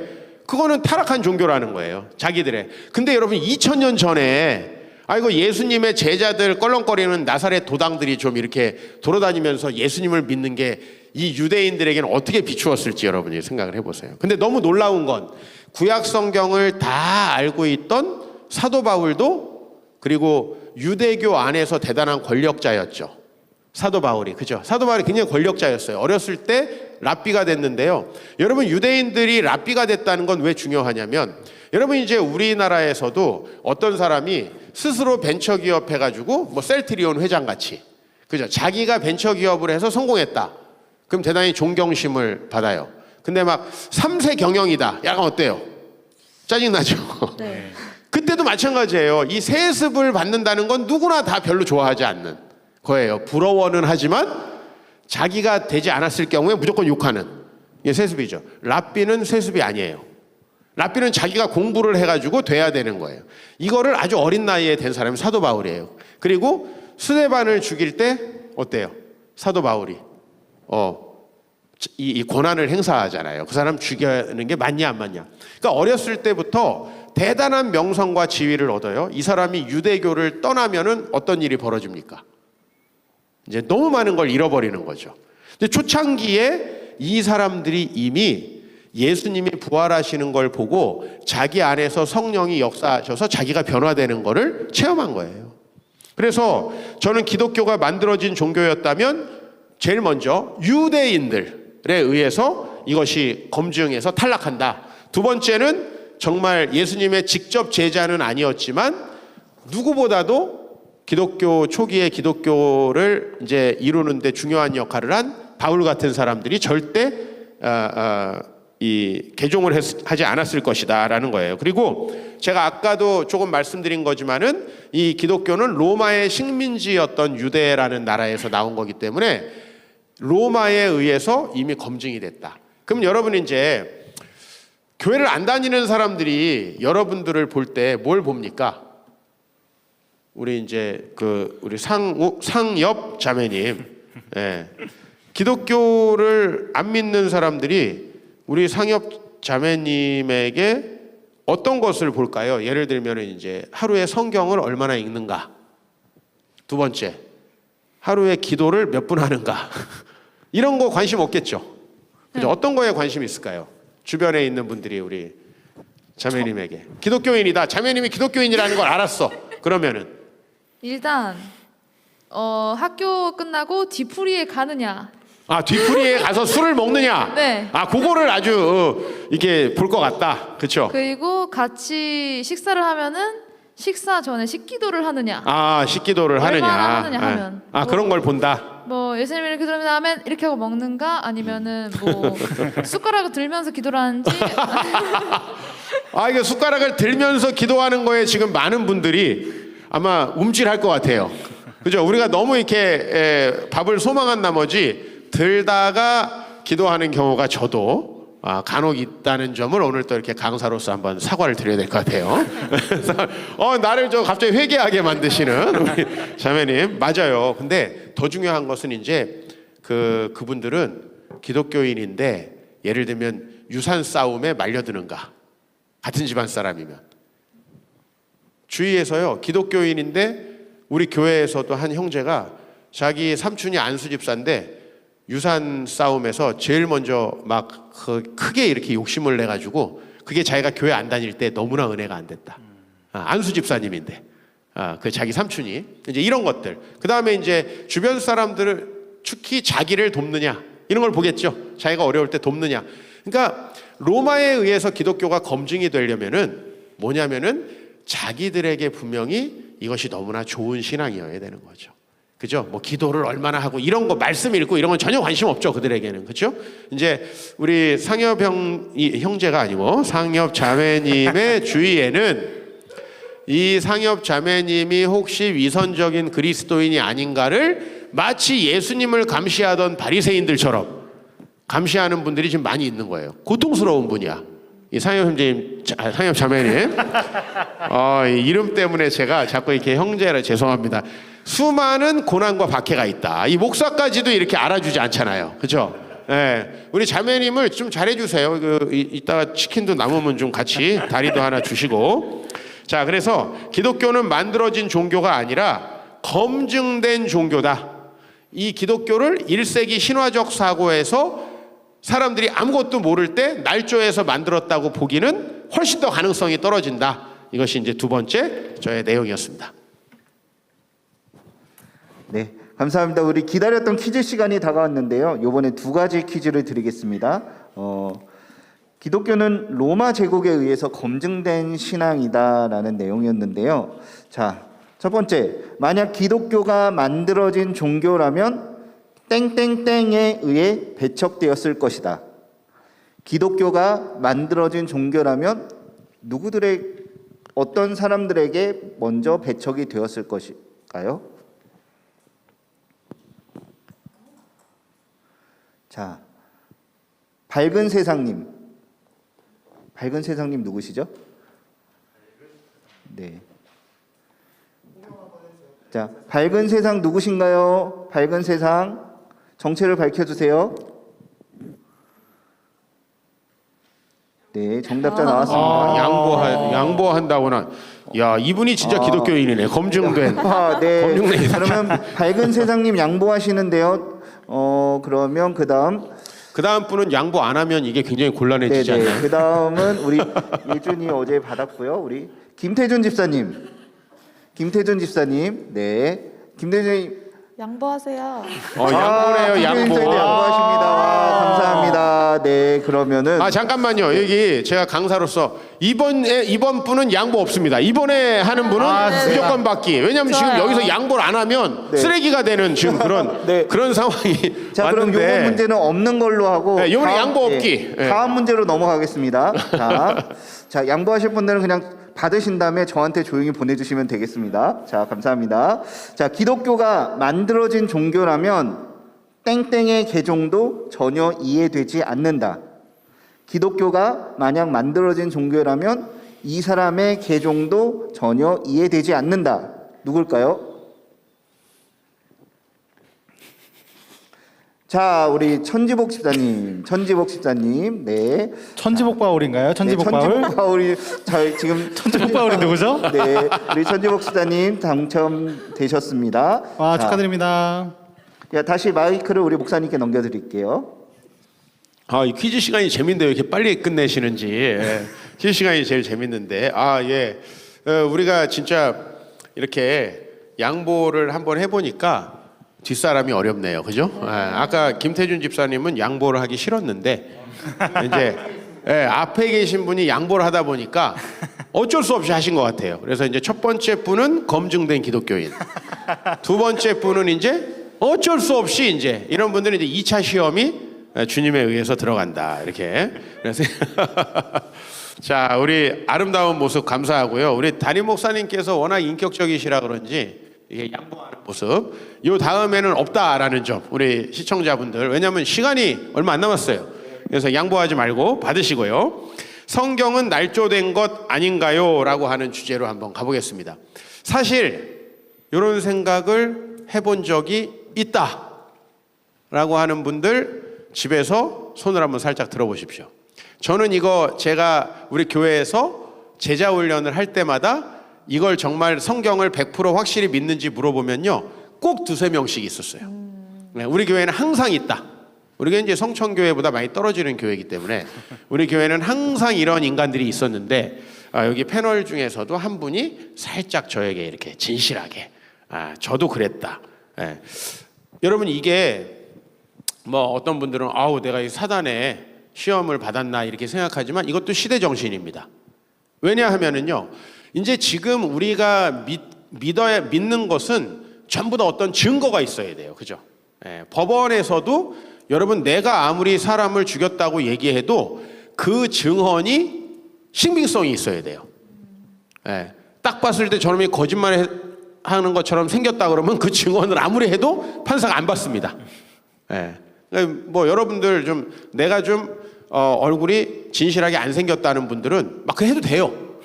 안 믿습니다, 판사가 절대. 그걸 증언으로 채택을 안 해요. 근데 이제 우스갯소리고, 예를 들면 막 억압적 상황에서 증언을 했다 이런 거 안 받잖아요, 법원에서. 그러니까 지금은 뭐든지 증거가 있어야 돼요. 증거. 근데 이 성경이라는 것이 그런 사람들의 기준으로 믿기 힘든 2가지의 이유가 있어요. 그것은 첫 번째는 성경에 나오는 수많은 기적이에요. 합리적인 사고 또 과학적인 기준으로 이것은 불가능하다라고 생각되어지는 일들이 있잖아요. 근데 그런 일들이 성경에는 너무 많이 기록되어 있잖아요. 그런 일들 때문에 성경을 믿기 싫으니까 사람들은 그런 부분만 믿기 싫다가 아니라 전체가 날조됐다고 보는 거예요. 이해가 되시죠? 그죠? 네. 두 번째는 이제 안 믿으려면은 뭐 어떤 이유로도 사람들은 안 믿으려고 하지 않습니까? 이제 성경을 믿기 싫은 사람들이 또 다른 내세우는 하나의 이제 이유는 뭐냐면은 성경 안에 있는 서로 다른 기록이에요. 예를 들면은 예수님이 부활하셨을 때 이제 제자들이 거기를 가보잖아요. 어떤 본문은 무덤이 텅 비어 있어요. 어떤 분이 갔더니 어떤 본문에는 무덤 안에 청년이 1명 있어요. 어떤 본문엔 2명이 있어요. 뭐가 진실인가라는 거예요. 이제 이런 부분들을 꼽아서 아마 우리 많은 청년분들은 그런 게 있었어? 라고 이제 생각하실 거예요. 이런 분들의 믿음이 좋아요. 무지에서 나온 이제 믿음이죠. 그죠? 그런 사실을 몰랐기 때문에 나는 성경을 믿는데 아무 문제가 없었어. 뭐 그 상태도 그렇게 나쁘진 않습니다. 네, 그냥 계속 모르셔도 되지만, 이제 이 성경을 반박하려고 하는 사람들은 티를 찾잖아요. 그죠? 여러분들이 이제 막 여러분들을 싫어하는 어떤 사람은 계속 제가 교회 다니는데 기도할 때 어떻게 하나 이걸 계속 보잖아요. 그죠? 막 그걸 보는 거예요.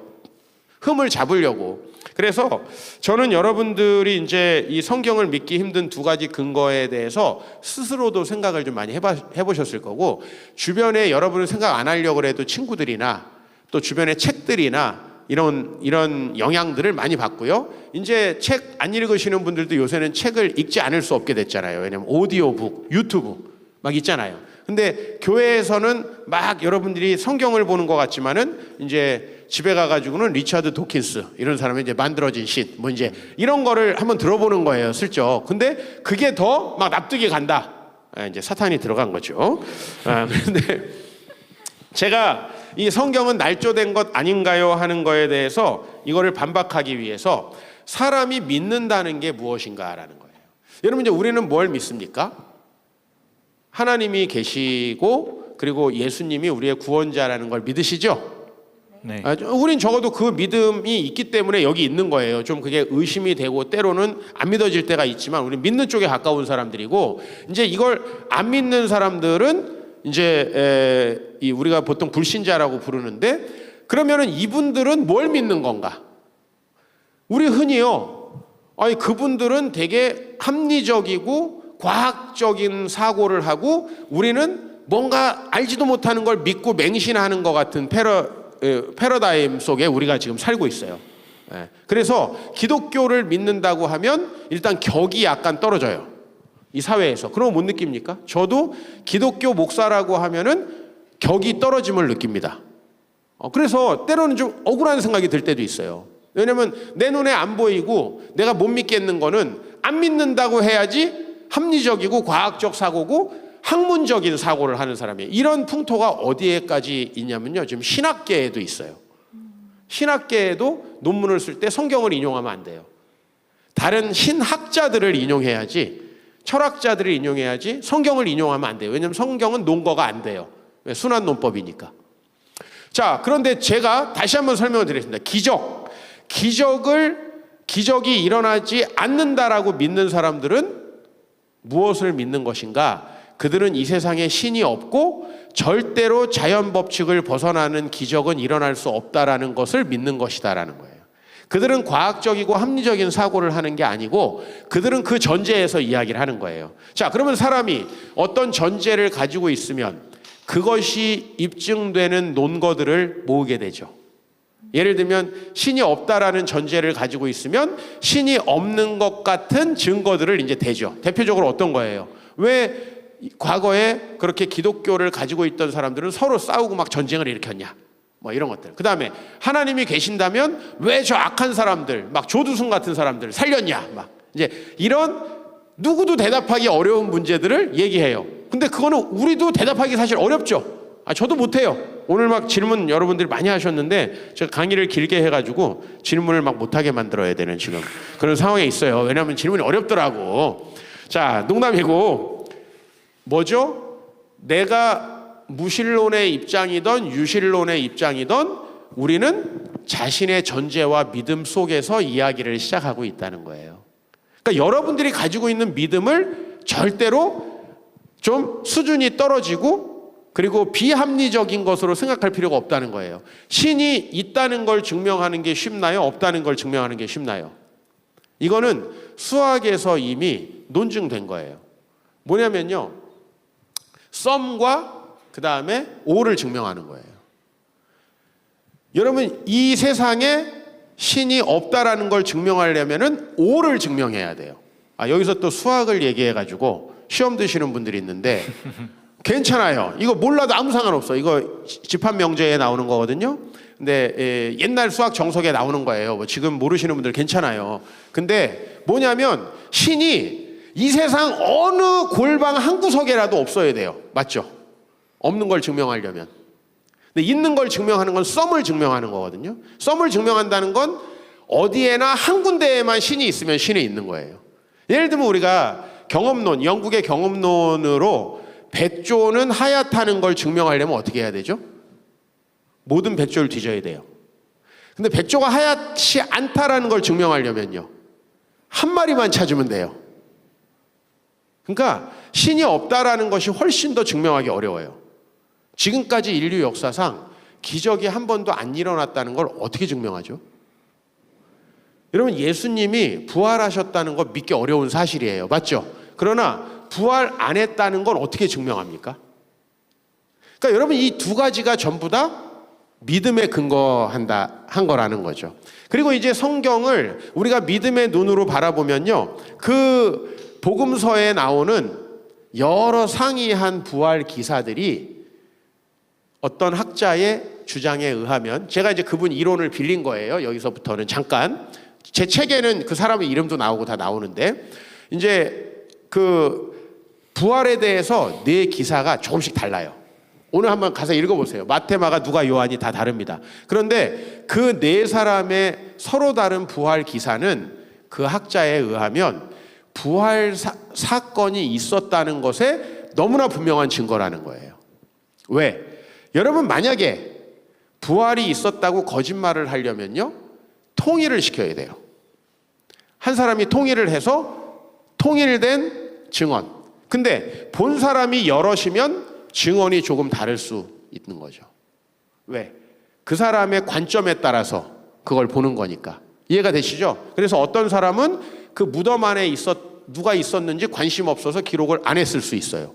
맞잖아요, 여러분. 오늘 이 강의를 듣고 이제 정말 처음부터 끝까지 저의 말을 다 기억하고 제가 무슨 옷을 입고 무슨 구두를 신고 시계는 찾는지 안 찾는지 다 기억하는 사람 있을까요? 아니요. 뭐 주둥이가 튀어나왔다 이 정도. 이 정도는 아마 공통 기억일 거예요. 그죠? 그러면 나는 어떤 사람이에요? 주둥이가 튀는 사람? 그걸 또 말을 하네. 우리 패널들은 또 말을 이거 웬만하면 목사를 주둥이라고 안 하거든요. 이 패널들은 상당히 센 사람들이 나왔어 지금. 그렇죠? 이해가 되시죠? 무슨 얘기인지. 그러니까 보기에 따라서 제가 볼 때는 이것이 쿠란처럼 조작되지 않았다는 확실한 증거예요. 성경이 수많은 사람들에 의해 통일성을 가지니까. 그래서 저는 복음서가 이미 초기 기독교인들에 의해서 충분히 검증받았기 때문에 믿어도 좋다라는 말씀을 먼저 드립니다. 복음서가. 왜냐하면은 복음서에 있는 사건들이 거짓이었으면요, 그걸 쓰고 제자들이 다 순교했거든요. 마태부터 시작해서 모든 제자들이 순교했는데 내가 거짓말을 하고 그걸 주장하다가 순교하는 멍청한 사람이 이렇게 단체로 있기는 어렵죠. 그죠? 심지어는 이제 로마의 유적지에 여러분이 가보시면 물고기 그림이 있어요. 우리 그거 아시잖아요. 익투스라 그래서 이제 헬라어로 예수 그리스도 하나님의 아들이라는 뜻이에요. 근데 그 익투스라는 물고기라는 뜻이죠. 익투스라는 뜻이. 왜 물고기를 상징으로 썼죠? 몰라보게 하려고. 왜? 알면 죽으니까. 여러분 얼마나 그 시대가 힘들고 어려운 시대였는가를 알 수 있어요. 왜 물고기라는 상징을 썼는가? 사실 물고기와 예수님 아무 상관이 없잖아요. 어떤 분은 오병이어 하는데 그 수많은 사건 중에 오병이어의 물고기를 예수님 상징으로 쓰기는 어렵죠. 왜 십자가를 쓰지 않았느냐? 그만큼 유대인들이 그 초기 기독교인들이 죽음의 위협에 있었다는 거예요. 근데 그들이 자기들이 거짓말한 걸 가지고 끝까지 죽음의 위협 속에 있었다? 이 주장이 훨씬 더 받아들여지기 어려운 주장이다. 이해가 되시죠? 자, 그리고 그래서 성경은 신뢰할 만하다라는 거예요. 제가 볼 때는 성경의 어떤 난제들도 신뢰할 만하다. 이제 이 이외의 난제들은 앞으로 허원 목사님께 이렇게 이야기하시면은 성경이 얼마나 신뢰할 만하고 능력이 검증된 하나님의 말씀인가를 얼마나 허원 목사님이 검증되게 잘 얘기해 줄 수 있는지 검증하실 수가 있습니다. 그리고 중요한 건 뭐예요? 성경은 사람을 변화시킨다는 거잖아요. 그렇죠? 성경을 읽고 정말 사람이 변화되잖아요. 여러분 영화 보고 변화된 분들 계신가요? 자, 우리 자매님들 3분 계신데 영화 보고 많이 우시죠? 안 울어요? 눈물이 마른. 우리 자매님은 좀 문제가 많이 있으신 것 같아요. 우리 조금 눈물이 나는 것 같아요. 지금 이 어려움 때문에 강사에 의한 박해. 이런 거에 눈물을 흘릴 정도면 뭐 영화 보면은 뭐 정말 많이 눈물 흘리겠죠. 근데 영화를 보고 사람이 변했다. 영화 막 실컷 울고 와가지고 족발 먹으러 가지 않나요? 그렇죠. 너무나 이율배반적인. 근데 우리 이 기독교 신앙 성경은 수많은 사람 변화시켰죠. 그렇죠? 예, 아주 드라마틱한 변화가 뭡니까? 노예 상인이었던 존 뉴턴이 하나님 말씀으로 변화돼가지고 복음 사역자가 된 거죠. 노예 해방 운동에 앞장서는. 여러분 노예 장사가 돈이 얼마나 됩니까? 물 장사보다 더 돈이 되는 게 노예 장사예요. 근데 그 노예 상선을 소유하고 노예를 팔던 사람이 존 뉴턴이에요. 그러니까 여러분 우리는요 기독교인이 된다라고 했을 때 거의 손해가 없어요. 대한민국 사회에서 여러분 그냥 주일날 못 놀러 가는 거 뭐 이 정도의 손해밖에 없어요. 근데 뭐 11조 드리는 거 조금 더 나가면 근데 존 뉴턴은 자기 사업을 접어야 돼요. 자기가 예수를 믿을 때 이런 거는 정말 불가능하죠. 그러면서 어떤 찬양을 만들었어요? 나 같은 죄인 살리신 그 은혜 놀라와 이 찬양을 만든 거죠. 그러니까 여러분 이렇게 봤을 때 성경이 과연 날조됐다고 하는 것이 여러분 잘 들어보면 그럴싸해요. 그러나 그것이 얼마나 믿기 힘든 전제, 즉 이 세상에 신이 존재하지 않고 성경에서 기록한 모든 것이 가짜다라는 이 거의 증명하기 불가능한 것들을 주장하고 있다. 왜? 자신들의 전제가 그러니까. 여러분들이 믿으셔도 좋다는 말씀을 드리고 우리 다시 허원 목사님께 좀 마이크를 넘기겠습니다. 네, 감사합니다. 퀴즈 하나만 내겠습니다. 성경은 사람들을 땡땡시킨다. 성경은 사람들을 땡땡시킨다. 아멘 시킵니까? 보시죠. 자, 이 자리에 계신 분들은 그 자격이 없다고 합니다. 자, 새콤달콤 누구시죠? 새콤달콤 안 됩니다. 자, 다음 밝은 세상 넘어가시고요. 자, 우리 고종성 집사님 드리겠습니다. 고종성 집사님. 축하드립니다. 자, 집사님 변화되신 줄로 믿고 드리는 겁니다. 자, 우리 다시 목사님께 마이크 드릴 텐데요. 나머지 강의 그냥 쭉 이어서 해주시면 될 것 같아요. 네네. 네. 자, 이제 뭐 시간이 많이 돼가지고 좀 간단하게 마지막 이제 기독교는 죽어서 천국 가는 종교 아닌가요? 라고 하는 주제를 좀 다뤄보도록 하겠습니다. 사실은 기독교 신앙은 뭐 서구 사회에서도 그렇고 우리나라에서도 그렇고 지금 가장 공격받는 종교입니다. 그렇죠? 여러분 이렇게 불교를 이렇게 막 공격하진 않죠. 네. 그러나 지금 뭐 대놓고 모든 언론이나 이런 데서 공격을 하고, 사실 여러분들이 이제 기독교인이라는 걸 커밍아웃 한다든지 기독교인인데 좀 나쁜 짓을 한번 해보시면은 그 밑에 이제 어마어마한 분들이 조직적으로 댓글을 답니다. 그러니까 기독교는 항상 이렇게. 그래서 이제 18세기 철학자 볼테르라고 하는 철학자는 성경은 반드시 없어질 것이다, 이렇게 이야기를 했고요. 뭐 아까 얘기했듯이 19세기에 그 칼 막스는 아편이다, 마약이라는 거예요. 이 기독교. 그 다음에 지금은 이제 리차드 도킨스, 무신론을 전 세계에 퍼뜨리는데 이제 앞장을 서고 있죠. 그죠? 절대 사람들이 하나님을 못 믿게. 근데 여러분 확실한 게 있어요. 볼테르는 없어져도 성경은 없어지지 않았고요. 도킨스는 없어져도 절대로 이 참된 신앙 없어지지 않아요. 왜? 이걸 성령을 경험한 사람들이 너무 많기 때문에, 성령을 경험하고 내가 참된 삶을 살게 됐는데 내가 무엇과 이걸 바꿉니까? 저는 어렸을 때부터 이 목회적 소명을 받았습니다. 제 초등학교 1학년 때부터 대학교 들어갈 때까지의 장래의 희망은 항상 목회자였고, 저는 사실은 이제 어문학 전공을 왜 했냐면은 나중에 신학을 하려고 이제 저는 어문학 전공을 했습니다. 그런데 제가 이제 대학에 들어가고 나서요, 교만해졌어요. 재수 없는 인간이 됐어요. 여러분 여기 재수해 보신 분들 참 훌륭하신 분들이에요.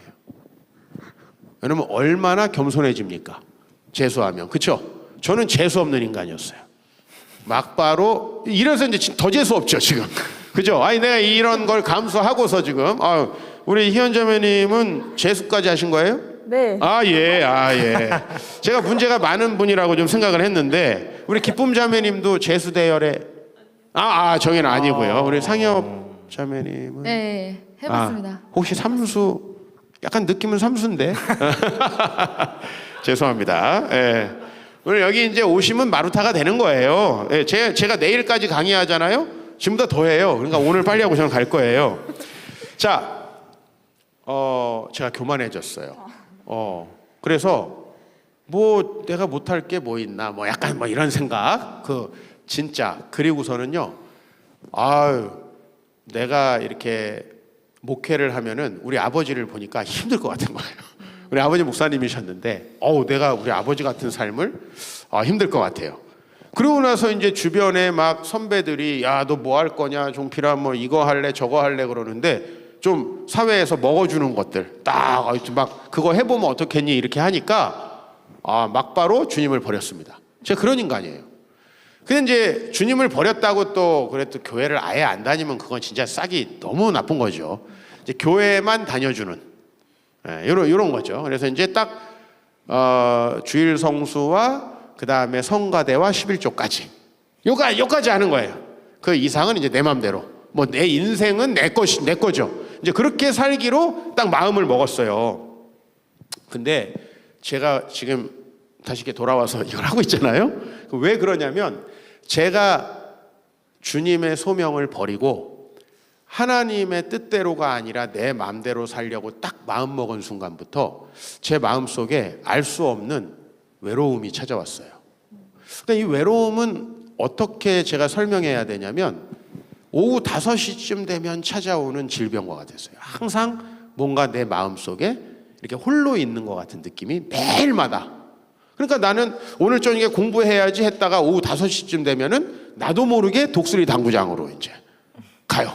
왜? 친구들과 내기 당구를 해야지만 그 외로움이 사라져요. 근데 사라지는 게 아니라 뭐죠? 잠깐 잊어버리는 거예요. 내기당구를 끝나면 반드시 음주를 하게 돼 있어요. 왜? 진 놈은 열받아서 이긴 놈은 기분 좋아서 그냥 못 가요. 제가 이 생활을 하는데 이거 아침 되면 또 너무 후회스러워요. 제가 이제 이런 생활을 하게 됐고요. 두 번째는 제 마음이 이제 늘 불안한 거예요. 왜냐하면 이 사회에서 내가 성공하고 뭔가 내 자신이 이 다른 사람들과 경쟁해서 승리해야 된다고 생각하니까 겉으로는 막 자신감이 있었어요. 근데 저 내면에서는 내가 과연 할 수 있을까? 이런 생각이 이제 항상 드는 거예요. 저는 제가 주님의 일을 하면서 이걸 할 수 있을까라는 생각 많이 안 해봤어요. 물론 그런 생각을 안 한 건 아니에요. 제가 개척할 때 너무나 고민을 많이 했어요. 16년 전에. 개척을 하면 다 주변에서 안 된다고 하는데 하나님은 기도만 하면 개척하라고 하니까 제 마음이 너무 힘들었는데 그래도 하나님이 도와주시겠지 하는 그 일말의 희망 같은 게 제 마음속에 항상 있어요. 근데 제가 하나님을 딱 등지고 요나처럼 이제 살아가려고 하다 보니까 제 마음속에 늘 불안감이 있었어요. 그래서 제가 이 하나님을 믿는 이 신앙은 없어질 수가 없구나. 그래서 3년간 방황을 하다가 회개하고 성령 체험을 합니다. 근데 제가 정말 그 단 하루에요 제 마음에 있던 외로움과 두려움이 사라졌어요. 그날과 그 다음 날은 다른 사람이에요. 저는 그거를 잊을 수가 없기 때문에 그때부터 지금 27년 동안 저는 너무 행복하게 이 복음 사역을 해오고 있기 때문에 저는 하나님이 없어도 믿을 거예요.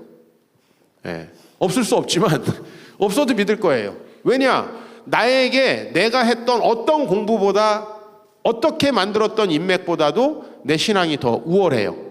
그래서 사도 바울이 뭐라고 그랬냐면 내가 이전에 나에게 유익하던 것들이 전부 다 해로 여겨지고 심지어는 배설물처럼 여겨진다.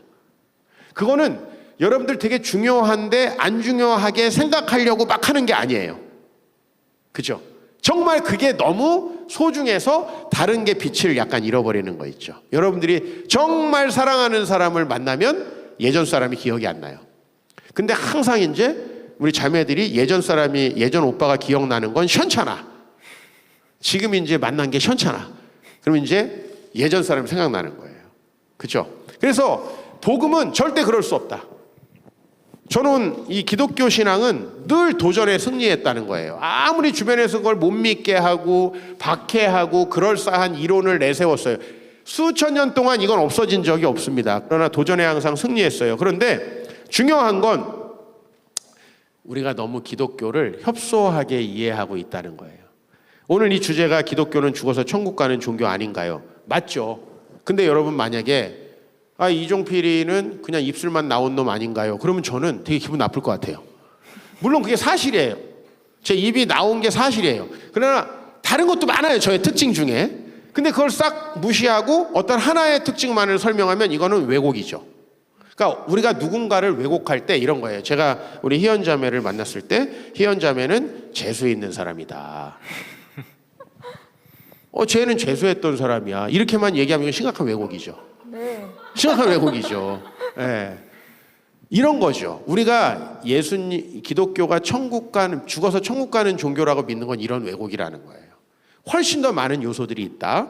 그래서 우선 이 오해를 풀기 위해서는 첫 번째 여러분이 아셔야 될 게 천국은 가는 곳뿐만 아니라 오는 것이다.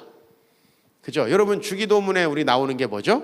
하늘에 계신 우리 아버지여 이름이 거룩히 여김을 받으시오며 나라가 임하시오며가 뭐죠? 이게 영어로는 Thy kingdom come이에요. 그죠? 천국은 오기도 하는 거거든요. 이 천국의 도래를 위해서 맨날 기도하라고 하신 거예요. 죽어서 천국 가게 해주십시오라고 기도한 게 아니라 왜냐하면 살아있는 사람이 죽을 것부터 걱정하면 좀 너무 앞뒤가 안 맞지 않나요? 막 우리가 만났는데 헤어질 것부터 걱정해. 야 우리 한 200일 있다 헤어지면 어떡하냐. 오늘 그만 만나자. 이거 얼마나 웃긴 거예요. 그러니까 우리가 예수님을 믿었을 때 먼저 구해야 될 것은 주님의 나라가 우리의 삶에 임하게 되는 것을 기도하라고 했는데 우리가 이 부분이 참 약해요. 왜냐하면 이 동양에서는 천국 열반이 오는 개념이 없어요. 불교도 다 가는 개념이고요. 힌두교도 다 가는 개념이에요. 그러니까 이 동양에서는 천국이라는 것은 항상 죽어야만 가는 곳이었어요. 그러니까 우리가 천국 하나님 나라를 이해할 때 항상 그거는 예수님이 처음에 갈릴리에 와서 왕으로서의 취임 연설, 예수님이 왕으로 오셨으니까 뭐라고 했죠? 회개하라 천국이 가까이 왔다라고 얘기했는데 우리는 계속 온 거는 스킵하고 갈 것만 생각하니까 우리 사랑하는 성천교회 청년 여러분들 천국이 오는 거기 때문에 여러분들이 일찍 믿으신 게 너무 잘한 거예요. 어떤 분들은 너무 예수님의 한편 강도를 로망으로 여기는 거야. 막 일평생 나쁜 짓 하고 막 놀고 막 주일 성수 전혀 안 하고 막 자기 마음대로 살다가 막판 대역전. 제일 불행한 그리스도인이에요. 왜? 일평생 죄 짓고 허망함 속에서 살다가 마지막에 부끄러운 구원을 받은 사람이잖아요. 그래서 우리 청년들이 정말 이 예수님을 믿으면 하나님 나라가 온다라는 사실을 기억해야. 근데 저는 제 그 경험으로 하나님 나라는 밝음이에요. 빛. 왜냐하면 저는 대학교 그 초반에 그 재수 없던 시절 있잖아요. 그 재수 없던 시절에 그 저는 거의 사진이 없어요. 왜냐하면 제 자신이 너무 싫었어요. 늘 걱정하고 그 다음에 이렇게 쾌락에 목매어서 살아가는 제 자신이 너무 싫었어요. 교회 가서는 늘 죄책감에 시달리고 반복이 되는 거예요. 그게 한 2년 반이 반복이 됐어요. 그래서 제 자신이 싫으니까 사진을 찍어도 너무 표정이 안 좋게 나와요. 저는 뭐 거의 요즘에는 SNS에 매일 제 사진을 올리거든요. 네. 뭐 제 얼굴이 얼마나 신묘막측해요. 이게 뭐 유해진 같기도 하고 좀 표인봉 같기도 하고 그 다음에 이게 둘리에서 둘리 빼고 나머지 어떤 여러 캐릭터들이 다 섞였다고 그래요. 뭐 그냥 이제 신묘막측한 얼굴에 뭐 옛날에 뭐 치토스 뭐 이런 것도 닮았다 그러는데 별별 별명이 많아요. 어렸을 때 개구리 왕눈이의 투투였고 주둥이 때문에 뭐 메기 뭐 하여튼 여러 가지가 많았는데 저는 지금 제 자신을 굉장히 긍정하거든요. 왜? 저는 사실은 죽을 수밖에 없는 죄인인데 하나님이 나와 함께 있을 때 내가 얼마나 행복하고 또 많은 사람에게 축복이 되는 삶을 살 수 있느냐를 내가 체험했기 때문에 그게 하나님 나라 아닌가요? 밝음. 그래서 저는 이제 제 마음속에 있는 그 어두움을 해결하기 위해서 늘 이제 친구들과 내기당구를 치고 그 다음에 그들과 뒤풀이를 하는 이런 삶을 살아가다가 제가 정말 그 회심을 한 그날 교회는 다녔지만 정말 제가 회심한 날 제가 기도한 내용은 뭐냐면 하나님께서 무엇을 시키시든지 저는 그거 하면서 살겠습니다. 이거였어요. 제가 하나님 앞에 한 기도는. 근데 그 다음 날부터 제 자신이 달라 보이는 거예요. 사람들도 제 자신을 너무 저를 좋게 보는 거예요. 그래서 제 자신 이 마음속에 밝음이 들어왔다라고 생각을 해요. 이게 하나님 나라였고요. 그래서 그 이후로 저는 사진이 엄청나게 많아요. 엄청나게 많아요. 저는 사진 찍는 걸 좋아하고 그리고 다른 사람들과 기록을 남기는 걸 좋아하는 사람이 되었습니다.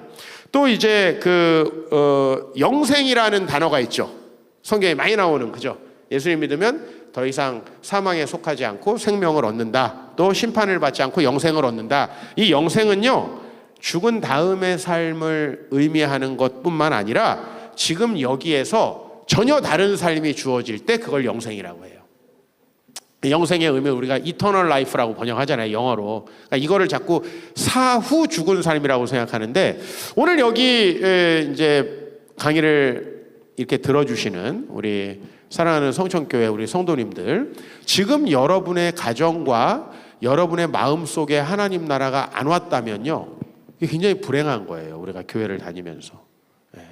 그 하나님 나라가 여러분의 마음에 먼저 와야 돼요. 가는 나라이기도 하지만 동시에 오기 때문에. 그래서 여러분들이 이렇게 여기에서 새로운 삶을 살아가면 좋겠고, 기독교 신앙은 현재의 문제를 해결한다. 왜? 하나님 나라가 오기 때문에. 그리고 장차 여러분들이 죽음 이후에 영원한 생명을 보장하는 신앙이다. 이렇게 제가 정리하고 오늘 제 발제는 좀 마치도록 하겠습니다. 자, 우리 목사님 감사합니다. 박수 한번 치시죠. 네. 일단 제가 퀴즈 하나 내고 그 다음 질문으로 들어가겠습니다. 아까 그 마지막 강의 중간에 나왔는데요. 기독교 신앙은 늘 땡땡에 승리했다. 자, 이게 힌트입니다. 기독교 신앙은 늘 땡땡에 승리했다. 자, 뭔지 아실까요?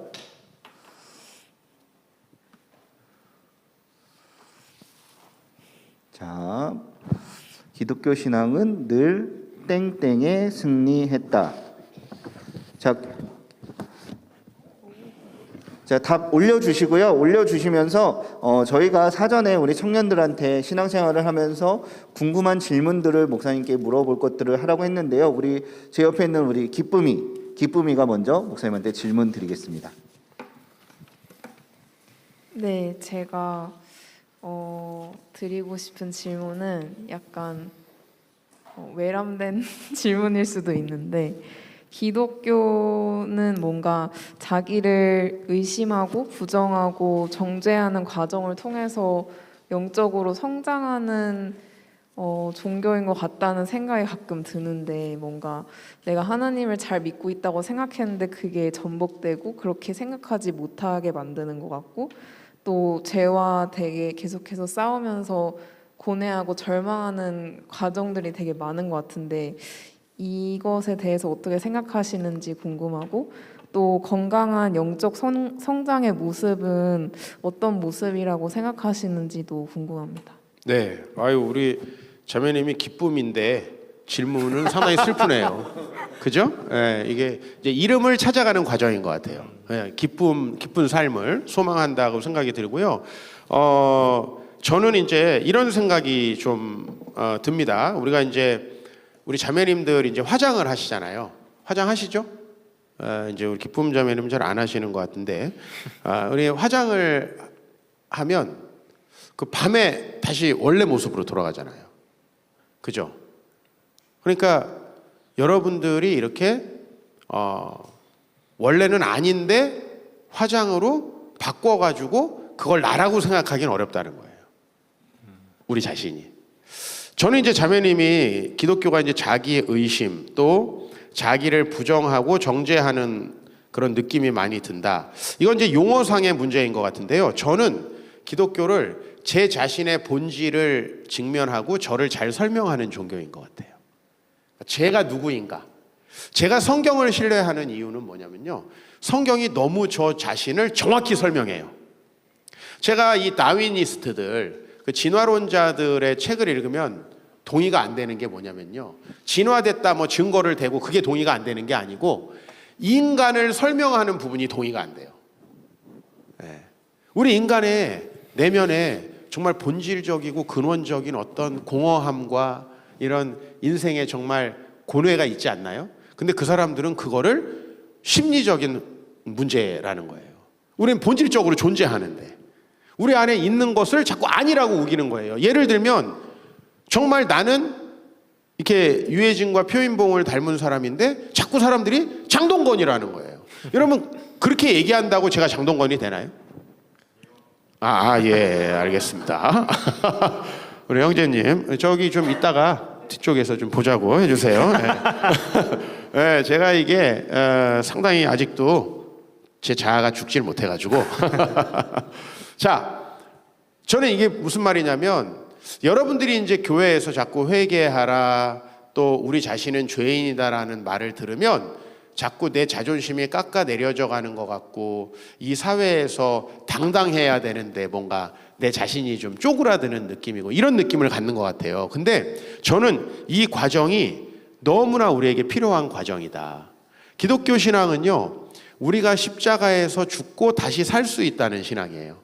그러니까 여러분들이 여러분 자신의 본질을 충분히 인정하고 나아갈 때 하나님 나라가 우리 삶에 오거든요. 그러니까 저도 제가 대학교 초반에 그 사진을 찍지 않았던 그 시기에는 한편으로는 저는 되게 저 자신이 잘났다고 생각했고요. 제 본질은 형편없었어요. 그런 거였던 거예요. 제 자신이. 그러니까 그 형편없는 본질을 내가 자꾸 직면하는데 그게 너무 괴로운 거예요. 직면하지 않기 위해서는 그걸 자꾸 잊어버려야 되니까 도박성, 쾌락성의 어떤 행동들을 자꾸 내가 하게 되는 거예요. 그러니까 저는 분명히 말하면 그게 되게 하기 싫었어요. 사람들은 제가 되게 당구를 좋아하는지 아는데 저는 탈출구로 어쩔 수 없이 간 거지 저는 그게 내면에는 진짜 하기 싫었거든요. 술 먹는 건 더 하기 싫었어요. 왜냐면 뒷날 두통도 오잖아요. 진짜 하기 싫었어요. 근데 그거를 할 수밖에 없었어요. 근데 다른 사람들은 제가 좋아하는 줄 알더라고요. 그건 뭐냐면, 근데 저는 제 자신이 얼마나 심각하고 제가 하나님을 떠나서는 얼마나 형편없는 존재인가라는 걸 알게 되면서 오히려 그분이 나의 일생을 주관하게 되면 내가 얼마나 건강하고 좋은 삶을 살 수 있게 되는지를 긍정하게 됐던 것 같아요. 그래서 이제 영적 성장을 우리 자매님은 하고 싶은 거잖아요. 그죠? 영적 성장. 저는 이제 영적 성장을 위해서는 먼저 이제 우리가 우리 자신을 직면하고 외로움과 허무함과 그런 어떤 두려움이 이제 사라진 상태로 가야 된다는 거예요. 근데 아마 대부분의 청년들이 이 감정으로부터 자유하지 못할 거예요. 교회를 다님에도 불구하고. 왜냐하면 내가 임원한다고 이 감정이 없어지진 않거든요. 내가 이런 프로그램을 진행했다고 해서 이런 감정이 없어지진 않거든요. 오히려 이런 감정은 내가 더 사람들에게 알려질수록 그 그늘이 더 커요. 그래서 이 연예인들이 힘든 거예요. 이 정신적으로 굉장히 힘든 거예요. 그래서 저는 여러분들이 이제 영적 성장의 상태는 뭐 그리스도의 장성한 분량에 이렇게 하면 너무 재미없잖아요. 그죠? 그래서 제가 이렇게 정의를 좀 해볼게요. 영적 성장은 외로움과 허무함과 두려움이 없이 하나님의 창조에 부합되게 살아갈 수 있는 상태예요. 하나님의 창조 목적에 부합하게. 그런데 이게 되게 어려워요. 되게 어려워요. 왜냐하면 외로움이라는 감정은 사람에게 의존하게 만들고 내 자신의 정체성을 끊임없이 외부의 것에 의존하게 만들어요. 그게 우상숭배를 만드는 거예요. 그 다음에 이 허무함이라는 감정은요, 끊임없이 쾌락을 자꾸만 추구하게 만들어요. 이건 제 다 경험이에요. 그리고 우리의 그 두려움이라는 감정은 끊임없이 욕심을 내게 만들어요. 지금 우리나라가요, 5,000년 역사에서 가장 부유하게 살고 있거든요. 근데 지금 우리 청년들은 내가 과연 늙어서까지 먹고 살 수 있을까를 걱정해요. 이게 되게 아이러니한 거예요. 이건 실제적인 사실이에요. 물론 지금 저 같은 586들은 여러분들에 비해서는 너무 쉬운 세대를 산 거예요. 왜? 태어났을 때는 되게 가난했는데 사회가 막 경기를 탈 때 우리는 막 취업이 어느 정도 잘 됐냐면 선동열 방어율도 끄떡 없었어요. 무조건 대기업 취직이 보장되는 상황에서 전 대학을 다녔어요. 물론 전 취직을 하지 않았지만 우리 동기들은 그냥 아니 뭐 할 거 없으면 삼성 가지 뭐 이랬어요. 죄송한 말인데 정말이에요. 왜냐면 그때는 수만 명씩 뽑았거든요, 대기업이. 근데 지금 어때요? 지금 정말 안 뽑잖아요, 사람들. 그럼에도 불구하고 여러분들은 유사이래로 가장 부유한 시대를 살고 있는 것만은 맞아요. 근데 우리는 미래가 두렵죠. 그러니까 전혀 나눌 수 없는 거예요. 하나님 사랑, 이웃 사랑 할 수 없는 거예요. 그래서 오늘 여기 이제 외로움과 허무함과 두려움의 감정들이 여러분이 홀로 있을 때 존재한다면 여러분들은 지금 교회를 다니지만 하나님과는 지금 거리가 있는 거예요. 하나님과 충분한 교제가 있으면 이 감정이 사라져요. 저는 그걸 체험한 사람이에요. 그래서 이 감정이 사라지면요, 여러분 내면의 그 목소리에 충실하게 하나님의 뜻을 따라 살아갈 수 있는 그 기본이 좀 되는 거예요. 그렇지 않으면 사람의 평가, 그 다음에 내가 어떻게 죽을 때까지 연금 받을 수 있을까, 이제 이런 것들이 우리 직업의 선택의 어떤 그 조건이 되거든요. 네. 자, 그래서 이렇게 영적인 성장을 하려면 제가 4가지 좀 말씀드리고 싶어요. 첫 번째는 은혜의 체험이 필요해요. 그러니까 여러분들이 예배에 은혜 받지 못하고 있다면 뭔가 지금 교회 다니는 이 방식에 대해서 고민을 해봐야 돼요. 내가 지금 봉사하고 이런 게 맞나? 저도요, 제가 말씀을 전하고 예배 때 은혜가 안 되면요, 계속 바꿔봐요. 진짜 마이크라도 바꿔봐요.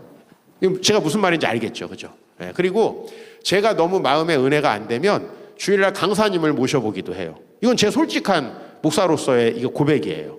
네, 왜냐하면 제가 은혜 받지 않으면은요, 저는 이 사역 못 하거든요. 두 번째는 공동체가 반드시 있어야 돼요.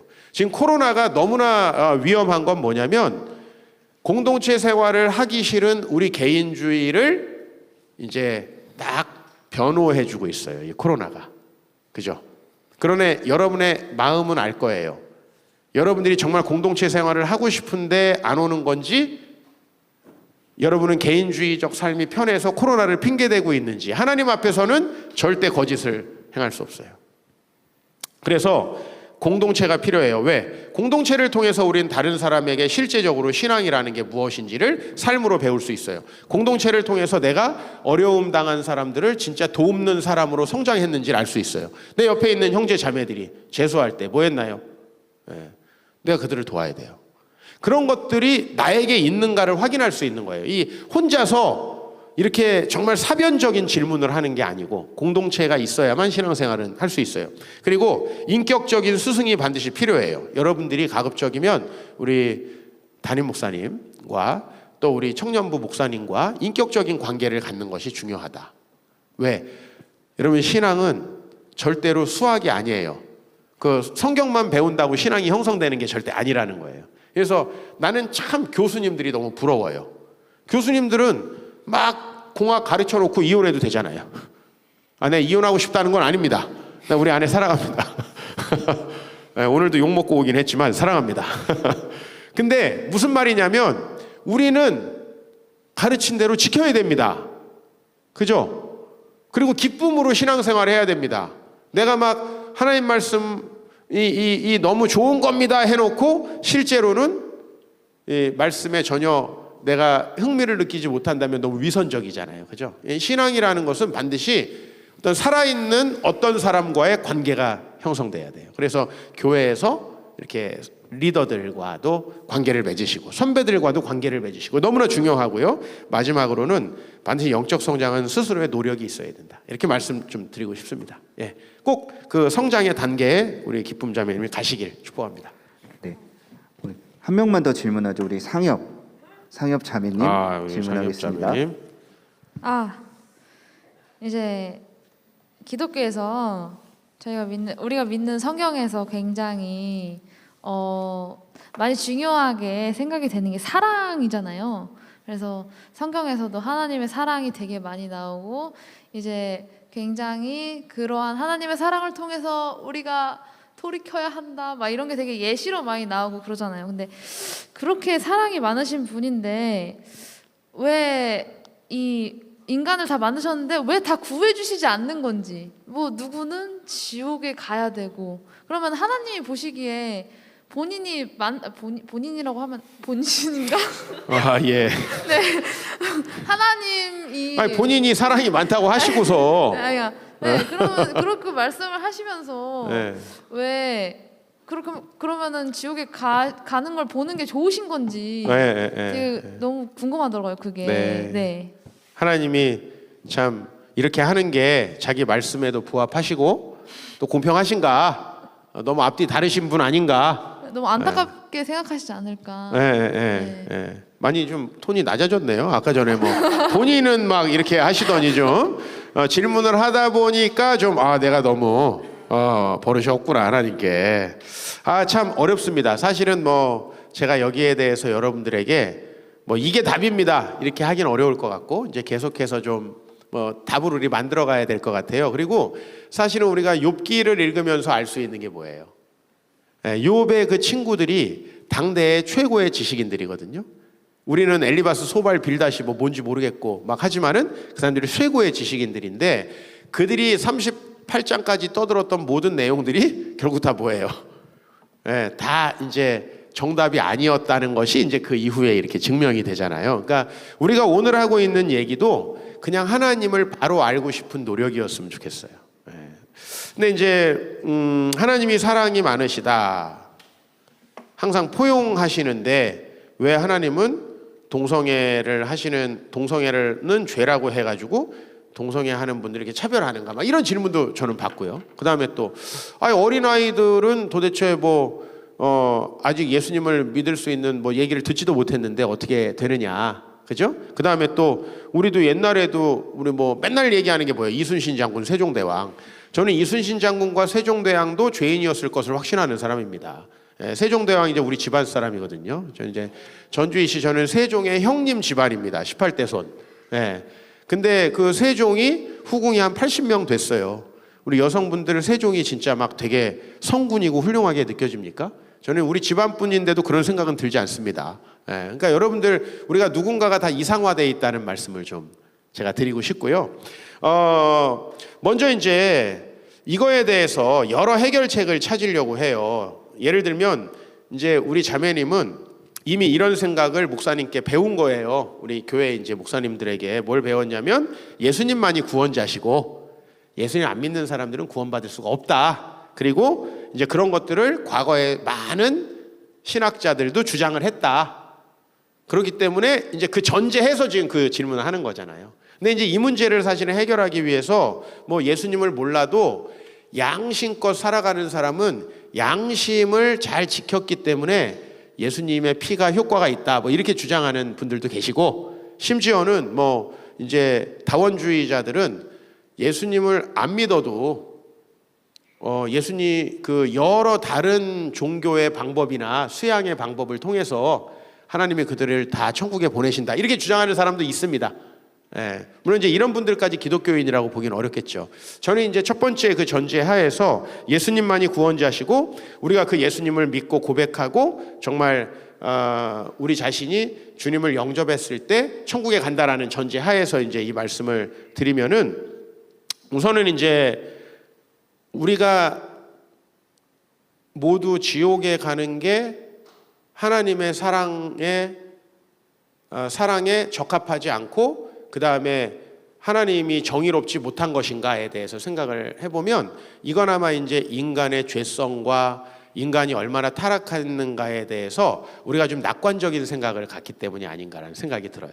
그러니까 우리 인간이 얼마나 하나님을 벗어나서 많은 죄를 겉으로 보이건 안 보이건 간에 짓고 있고, 실제로 우리가 얼마나 악한 존재인가에 대해서 좀 낙관적인 생각을 갖고 있고요. 저는 우리 모두가 지옥에 가도 전혀 문제가 없다. 그렇다면은 왜 사람들을 천국에 보내면서 저 사람들은 지옥에 보내느냐라는 관점보다는 우리가 좀 더 가질 수 있는 관점은, 모든 사람이 참 하나님을 떠나서 갈 수밖에 없고, 실제로 우리가 하나님을 믿으면서도 얼마나 많은 죄를 짓습니까? 솔직히 얘기해서.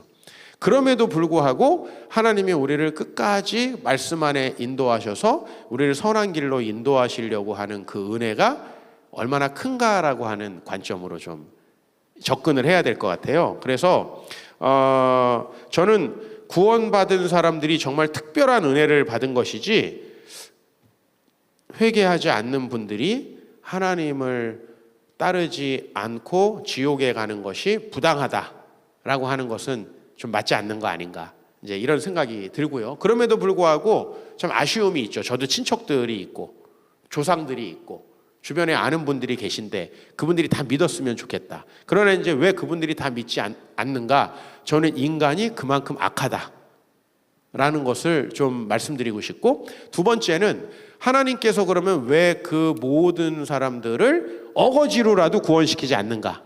그것은 바로 은혜가 은혜되려면 분명히 하나님이 온 세상이 하나님을 거부함으로 죄악 가운데 있고 심판받아야 한다는 사실 자체가 드러날 수가 없어요. 하나님의 공의의 차원이 드러날 수가 없다는 거죠. 그래서 이렇게 얘기해도 뭐 여전히 나도 나에게 이게 납득이 잘 안 돼요.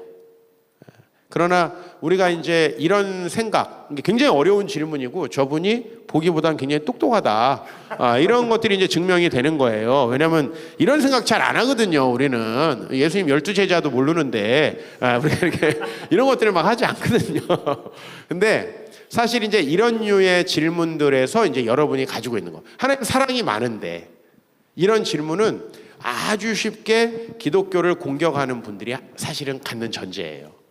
하나님의 사랑이 부족해서가 아니라 우리 인간이 그만큼 악하기 때문에 이 많은 문제들이 발생하고요. 실제로 이제 요한계시록을 보면은 요한계시록에서 하나님을 믿을 수밖에 없는 수많은 일들이 일어나는데 사람들은 끝까지 회개하지 않는다는 본문이 아주 여러 군데 나와요. 그러니까 사람의 악이 그만큼 크고, 그래서 하나님이 그들을 돌이키시는 은혜가 그렇게 크다라는 것들을 좀 우리가 기억해야 될 것 같고, 뭐 그럼에도 불구하고 우리가 모두 회개하게 하기 위해서 우리가 먼저 복음을 체험하는 게 중요한 것 같아요. 이제 오늘 마지막으로 여러분에게 부탁하는 것은 여러분들이 아까 우리 기쁨 자매님이 얘기했듯이 이제 성장한 모습, 그죠? 성장한 모습. 그러니까 내가 누군가의 눈치를 보거나 어떤 욕심에 이끌리거나 이렇게 살지 않고 내가 성장해서 정말 하나님을 신뢰하고 나아가는 그 모습은 반드시 하나님의 축복을 가져옵니다. 그런 모습들을 주변 사람들에게 보여주는 게 일단 되게 이제 전도에는 중요한 것 같고요. 그냥 우리가 교회 다녀야 죽어서 천국 가 이렇게 전도하는 것보다는 여러분 자신이 하나님을 믿는 그 믿음 안에서 그분의 뜻에 따라 순종하며 살아가면서 그 하나님 나라를 누리는 것. 여러분 안에 그 빛이 있어야 되잖아요. 그죠? 저는 그 빛이 제 안에 경험되었기 때문에 너무 확실하게 어디 가서나 조용히 설교가 안 돼요. 왜냐하면 저는 그 빛에 대해서 이분들한테 전해야 되고 그게 얼마나 좋은 건지를 전해야 되고 지금 그거를 모르고 막 딴 길로 가려는 분들에 대한 그 안타까운 심령을 이렇게 전하고 싶어요. 근데 우리가 그럴 때 이제 증인이 효과가 있는 거거든요. 우리가 이제 여러분을 예수님의 증인이라고 하잖아요. 근데 여러분 솔직히 우리 다니엘 형제 예수님 보신 적 있어요? 없습니다. 없죠. 예. 우리 예수님이 증인이라는 건 무슨 뜻이냐면 우리가 하나님의 말씀을 믿고 그 말씀대로 순종해서 그분이 우리 삶 속에 역사하신 걸 경험했다는 뜻이에요. 그래야 이제 증인이 될 수 있어요. 우리가 무슨 2000년 전으로 돌아가가지고 예수님을 뭐 오늘 보고 나 보고 왔는데 그 다음에 뭐 빈 무덤 가보고 우린 그럴 수 없죠. 우린 그런 류의 증인이 아니라 예수님을 믿고 우리 안에 계신 성령님으로 인해서 우리 삶이 정말 행복하고 복된 삶이 되었을 때 진짜 증인이 되는 것 같아요. 저도 목회자의 아들로 태어나서 오랫동안 교회를 다녔고 제가 찬송가 1장부터 550장까지 순서대로 외우던 사람이에요. 하도 많이 들어가지고. 그래도요 제 안에 빛이 없었어요. 이건 절대로 그런 것으로만 주어지는 건 아니고요. 내가 하나님을 경험해야만 주어지는 것들인데 여러분들이 이 교회 생활을 통해서 꼭 하나님을 경험하고 얼마나 좋은 교회입니까? 그래서 이 안에서 하나님 나라를 누리면서 꼭 증인이 되어 주시기를 이렇게 소망하면서 오늘 부족하지만은 이 질문의 답변을 마치겠습니다. 네, 귀한 강의 감사합니다. 저도 강의를 들으면서 또 먼저 책을 읽고 또 목사님과 교제했었는데요. 복음과 신앙에 대해서 다시 한번 고민하는 시간이 되었고요. 남은 질문들은 제가 이제 우리 청년들과 함께 또 우리 성도님들과 함께 고민하면서 풀어가 보도록 하겠습니다. 함께하신 성도님들께서도 계속 같이 고민하시면서요. 특별히 우리 젊은이들을 위해서 계속 관심과 사랑 많이 부탁드리겠습니다.